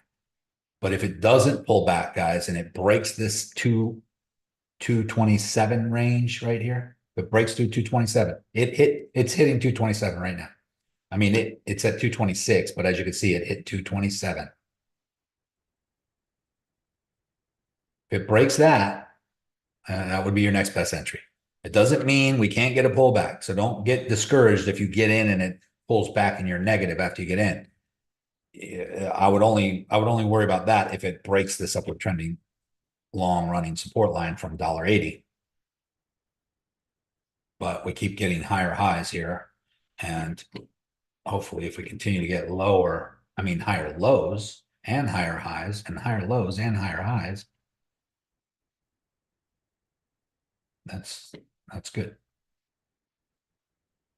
The stochastic is turning down right now on the 15-minute.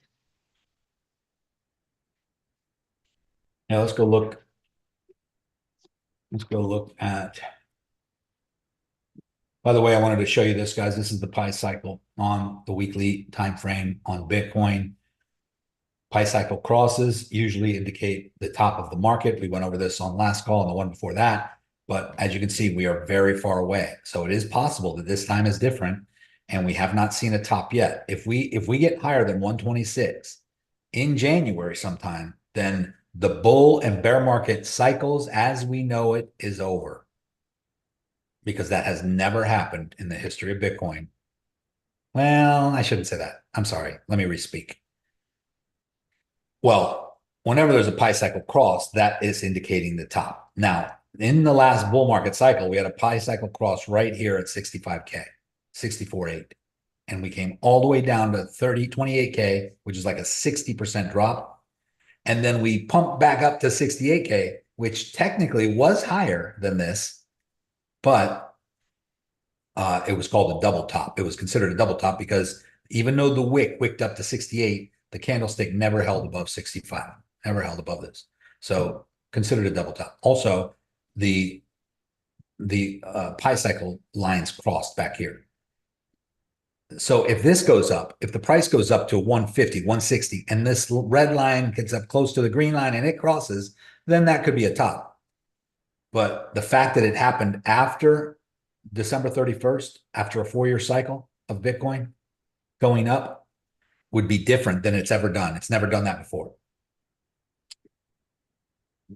So this was the top, but you know, we went all the way up to this right here. Technically, this happened months before the 12-month candle was done. So we hit this, and we did hit a higher price right here, right on December 31st, November going into December. And right here was January 1st, right here. And we couldn't get up and make a higher high, and that was the beginning of the bear market. So usually in January it's usually the end of a bull market. But it does look, because we never crossed, the pi cycle never crossed in this bull market cycle yet. It could just mean that this time is different. I like to preface that. I like to always say, guys, that the trend is your friend until the end. We always think it's going to do what it's always done until it doesn't. And right now, there's a lot of things that haven't done what they've always done. This is one of them.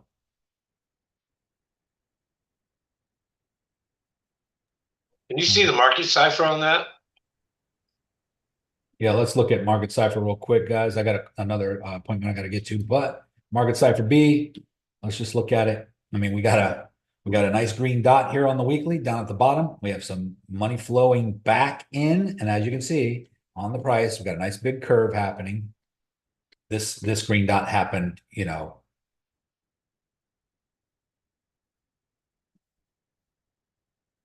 Can you do that with XRP too? that happened like a month ago. That happened December 8th, that green dot. So it was starting to come up. So if we go to the daily, let's see what's going on in lower time frames. Oh, big money flowing into Bitcoin. We have a upward trending higher lows happening on the wave pattern. We flipped the EMA ribbon. We were below it for a while. Bearish. We flip it again to the upside. Bullish, money flowing in. This is all good. Bitcoin's pumping, but where's it pumping to? We're hitting 94 right now. As I mentioned before, we got the potential max pain level at 96K. I have a feeling we might wick up to that and then come back down. We need to stay above the EMA. If we just do one of these numbers where we get above it, and then we come back below. We get above it a little bit and then come back below, we're in trouble, because that has happened. We got to hold above it like this, where we get above it and then we hold. And we're in bull market. Then we're continuation of bull market. Market cipher looking bullish on the daily. Let's go to the 1 hour. We do have a little bit of a curve. We have a green dot here, and it already curved, and it looks like it's starting to curve back around. So we might see a little dip now that we went through. Now that we went through the EMA ribbon, we could come back down to retest it. That's what it's looking like right now. Let's look at what else can we look at? Let's look at market cipher A. We got a lot of gold triangles happening. Institutional money, I believe. Who's an expert on the gold triangles? The gold diamonds, I mean. I believe that's institutional buys. Don't see anything red. I don't see any red dots happening, but this wave is cresting right here on the 1 hour. Usually just means it's one of these happening, cresting, coming back down. We could dip into the ribbons and still bounce on top of it like it's been doing. Hey, Nico. Yeah. I think the gold triangles represent bullish continuation. Yes. Bullish continuation. Yes. Yeah. Okay. Yes. Thank you. It's been a while since I studied the charts on Market Cipher. I generally just look at Market Cipher B down here to look at the money flow. But when you add these other tools up here on Market Cipher A, it shows you a lot more stuff. Nico, if you've already opened an account, a trade, but you want to add the stop loss after, what do you do? Yep, that's what I always do, by the way. So I enter the position where I want it. I set up my leverage. I'm always on isolated market order. I set all this up. I enter the position. Then I come down to the open position. So in this instance, let me go over to Bitcoin since I don't have a stop loss there yet, and I'll show you. So this is Bitcoin. Where's my entry? My entry is, oh, this is a Bitcoin margin. I'm on a USDT margin. But what I would do is I would come down here and I would go all the way over on my open position, go to open positions, look at your order down here and come all the way over to where it says TPSL. And then on the open order, there's a little pencil. Click on the pencil. It's going to open this up and you can type in the actual exact stop loss price you want, or you can come over here to ROI, put it on ROI and click that and just put it at a percentage. Let's say 10%, 9%, 20%, whatever you want. If you put it at, let's say 20%, click confirm. As you can see, it just put my stop loss at 90,200, which is 20% away from my entry. So if I go over to BTC USD, there it is. There's my entry. There's my stop loss. Now I don't want it there because I'm in profit quite a bit. So I'm going to move my stop loss into profit. I'm going to grab it and I'm going to move my stop loss all the way up to, let's say 90. Right now I'm going to move it to 90, 92.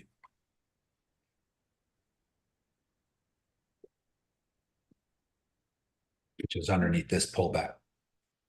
We had a couple, but the next one will be probably here. My This TPS pullback is probably going to come to here, which would be this one. I'm sorry, did you say something?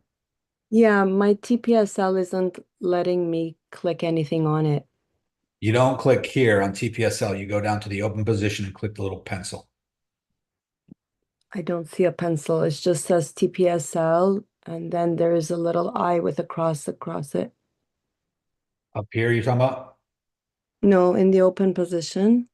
I know, yeah, but Right there, yeah. Underneath that, on the actual open position, there's a pencil. Mm. Do you see your open position? Okay.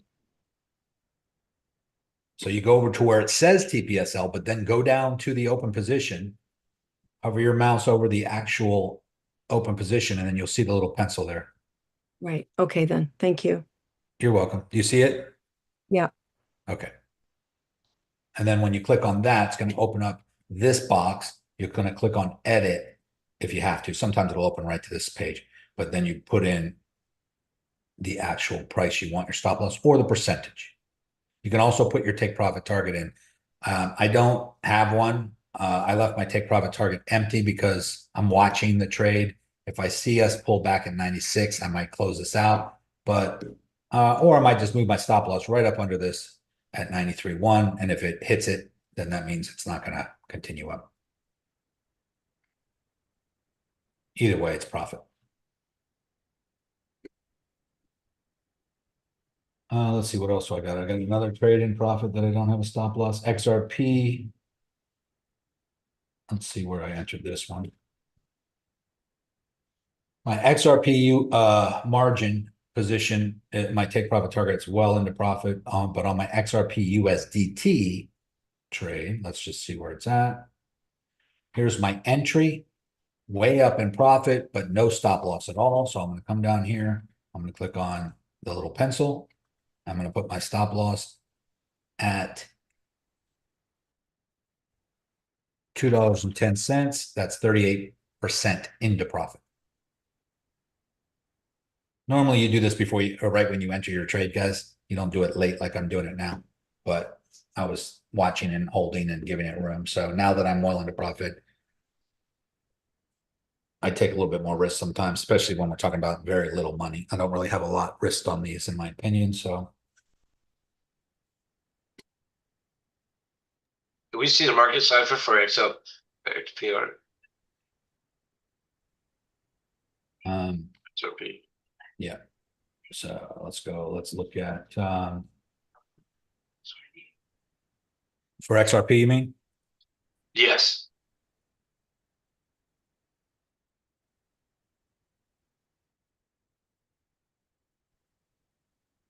We got a nice blue wave coming in still. It's still bullish. We got money flowing in. This red line and this purple line, I want to see it turn green. It's red right now, but the price has been going up. So this is institutional money, I think, coming in. See, once we see the red turn green, as this money's flowing in, boom. Generally speaking, we see much bigger pump to the upside, but we're hitting resistance. Market cipher looks good. Let's go to the weekly. Okay, on the weekly, we got a green dot that just happened. Actually, that wasn't just now. That was back here when we were at $1.80. So it's green and the money is flowing in. It's curving around, coming back up. See that yellow right there? It's starting to go up. Those lines are all going up. Everything's going up. We're slicing right into the EMA ribbons, getting right back above. We're trying to get above them right now. It's going to be very positive. And if we can break this overall downward trending, like I said, that's going to be probably at the $2.30, $2.40 range, somewhere up here. Then now we're back in action. This whole thing is the floor.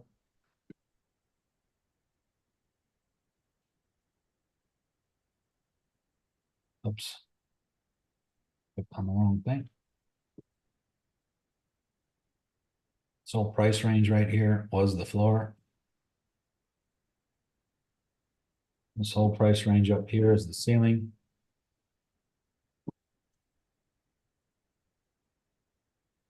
We've been in a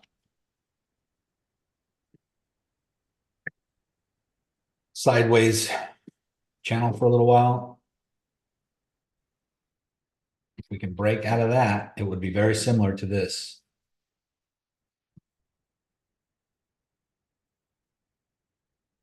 Hitting down here on the floor, hitting resistance. This could happen too, or we hit that as resistance, come down again all the way to the $1.90 and then break out. That could happen. That would be the 1, 2, 3 break. But when this happened, though, we were way bullish in the bull market and above the EMA. The EMA ribbon. We stayed above it. We wicked into it. This time we flipped it bearish. So getting back above this could be the time when we break out.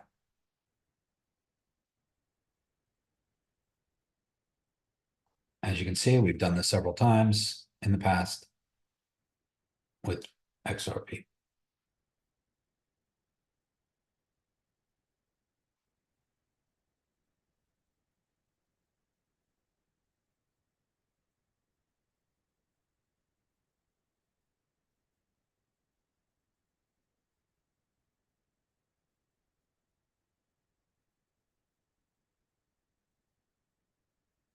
Just reading some of the messages here.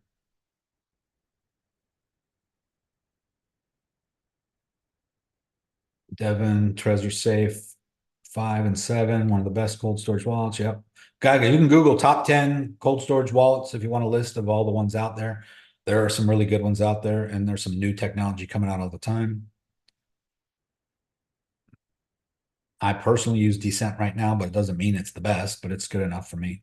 It's the technology and I like the biometrics. I like the thumbprint and the facial recognition on my phone for my app, even though I can use a passcode. Sometimes it asks me for the passcode, but it's still, some people don't like facial recognition because they think you're being tracked, and it's too late. You're already tracked. Your face is already recognized. Probably you don't even know.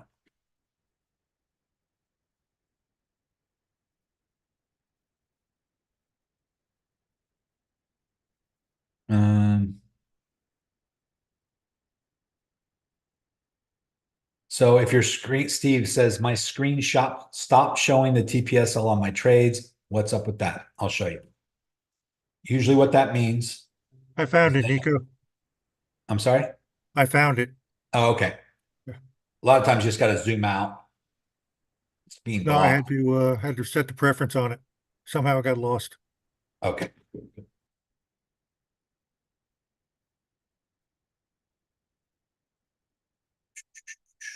Okay, sorry, I just scrolled down and saw that you found it. I'm just reading messages one at a time here. Yes, Joe, there's a way, just add the indicator.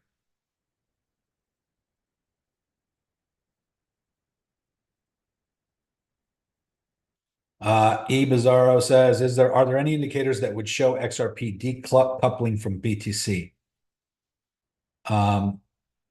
No, but you would see it. The price, you would see the chart. So let's just look. When the chart looks relatively the same, side by side, if you overlap, you could overlap the charts. I don't know how to do it, but there is a way to do it. Could overlap the charts, but when the charts no longer correlate, they're not, I mean, they've been identical, like to some degree for a while, but this whole downward trending channel that XRP has been in, we got a nice big breakout here. And then if I look at Bitcoin,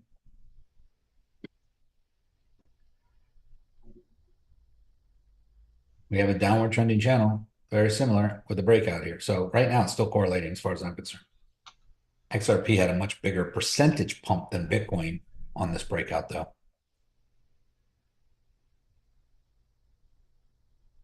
Maybe not. I don't know. It's hard to tell. But right now they're still correlating. You'll know like when Bitcoin stops moving and XRP is moving. When XRP is pumping up to $3, $4, $5, and Bitcoin is still at 90 or 88 or something like that. Or going the opposite direction. When Bitcoin loses dominance and the altcoin season takes off, you'll see decoupling. How do you refresh the screen? I just go up to the browser and click that little round circle with the arrow, like you refresh the whole website or page. You're welcome. All right, guys. I got to wrap it up. I'm late for something else. I should have been on 20 minutes ago, but some exciting times. I'm gonna stay attuned to everything. I'll let you know what I see. I think if this is the run, if not, this could just be the expectation from the Bitcoin expiry, billions of dollars expiring in the options market, money flooding in, possibly just going up a nice little pump to 94,000 to 100,000 on Bitcoin. I thought 205 on XRP, but it's already 20 cents past that. So that's awesome. But it is possible to have a nice big pullback after this pump. So just keep that in mind. If you're trying to stay in the trade for the long term, you got to give it room, but you also run the risk. If you give it too much room with your stop loss, you run the risk of losing all the potential profit that you could have taken by just closing the trade out at its top. So don't be scared to take profit. There's an old saying, you can't go broke taking profit. Take profit, and then if it falls back down, just re-enter another trade.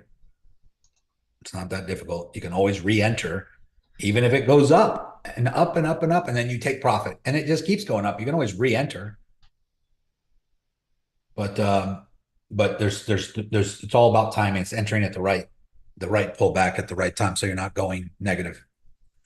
All right, guys. Thank you, guys. I appreciate it. You're welcome. For those of you thanking, thank you. I thank you as well. Thank you, guys. Have a great rest of your day. Happy New Year. This is what we've been waiting for, I think. Hopefully this is the time. There's a lot of changes happen. Clarity Act, I think, in like 10 days. I'm not sure when the exact announcement is, but I think it's the 14th or 15th. We'll see. All right, guys, have a great rest of your afternoon, and I'll see you in the chat. If you have any questions, just ask it in the main chat. If it's urgent, ask in the help desk. If you DM me, don't expect an immediate response, because as soon as I get off a 2-hour call like this, I'm busy doing some other things.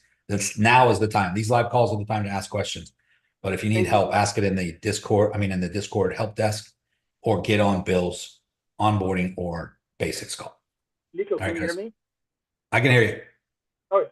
So I'm just, I got your DM, and I'm going to answer that email, and I'm going to CC you on it just so he keep you in the loop. That's cool.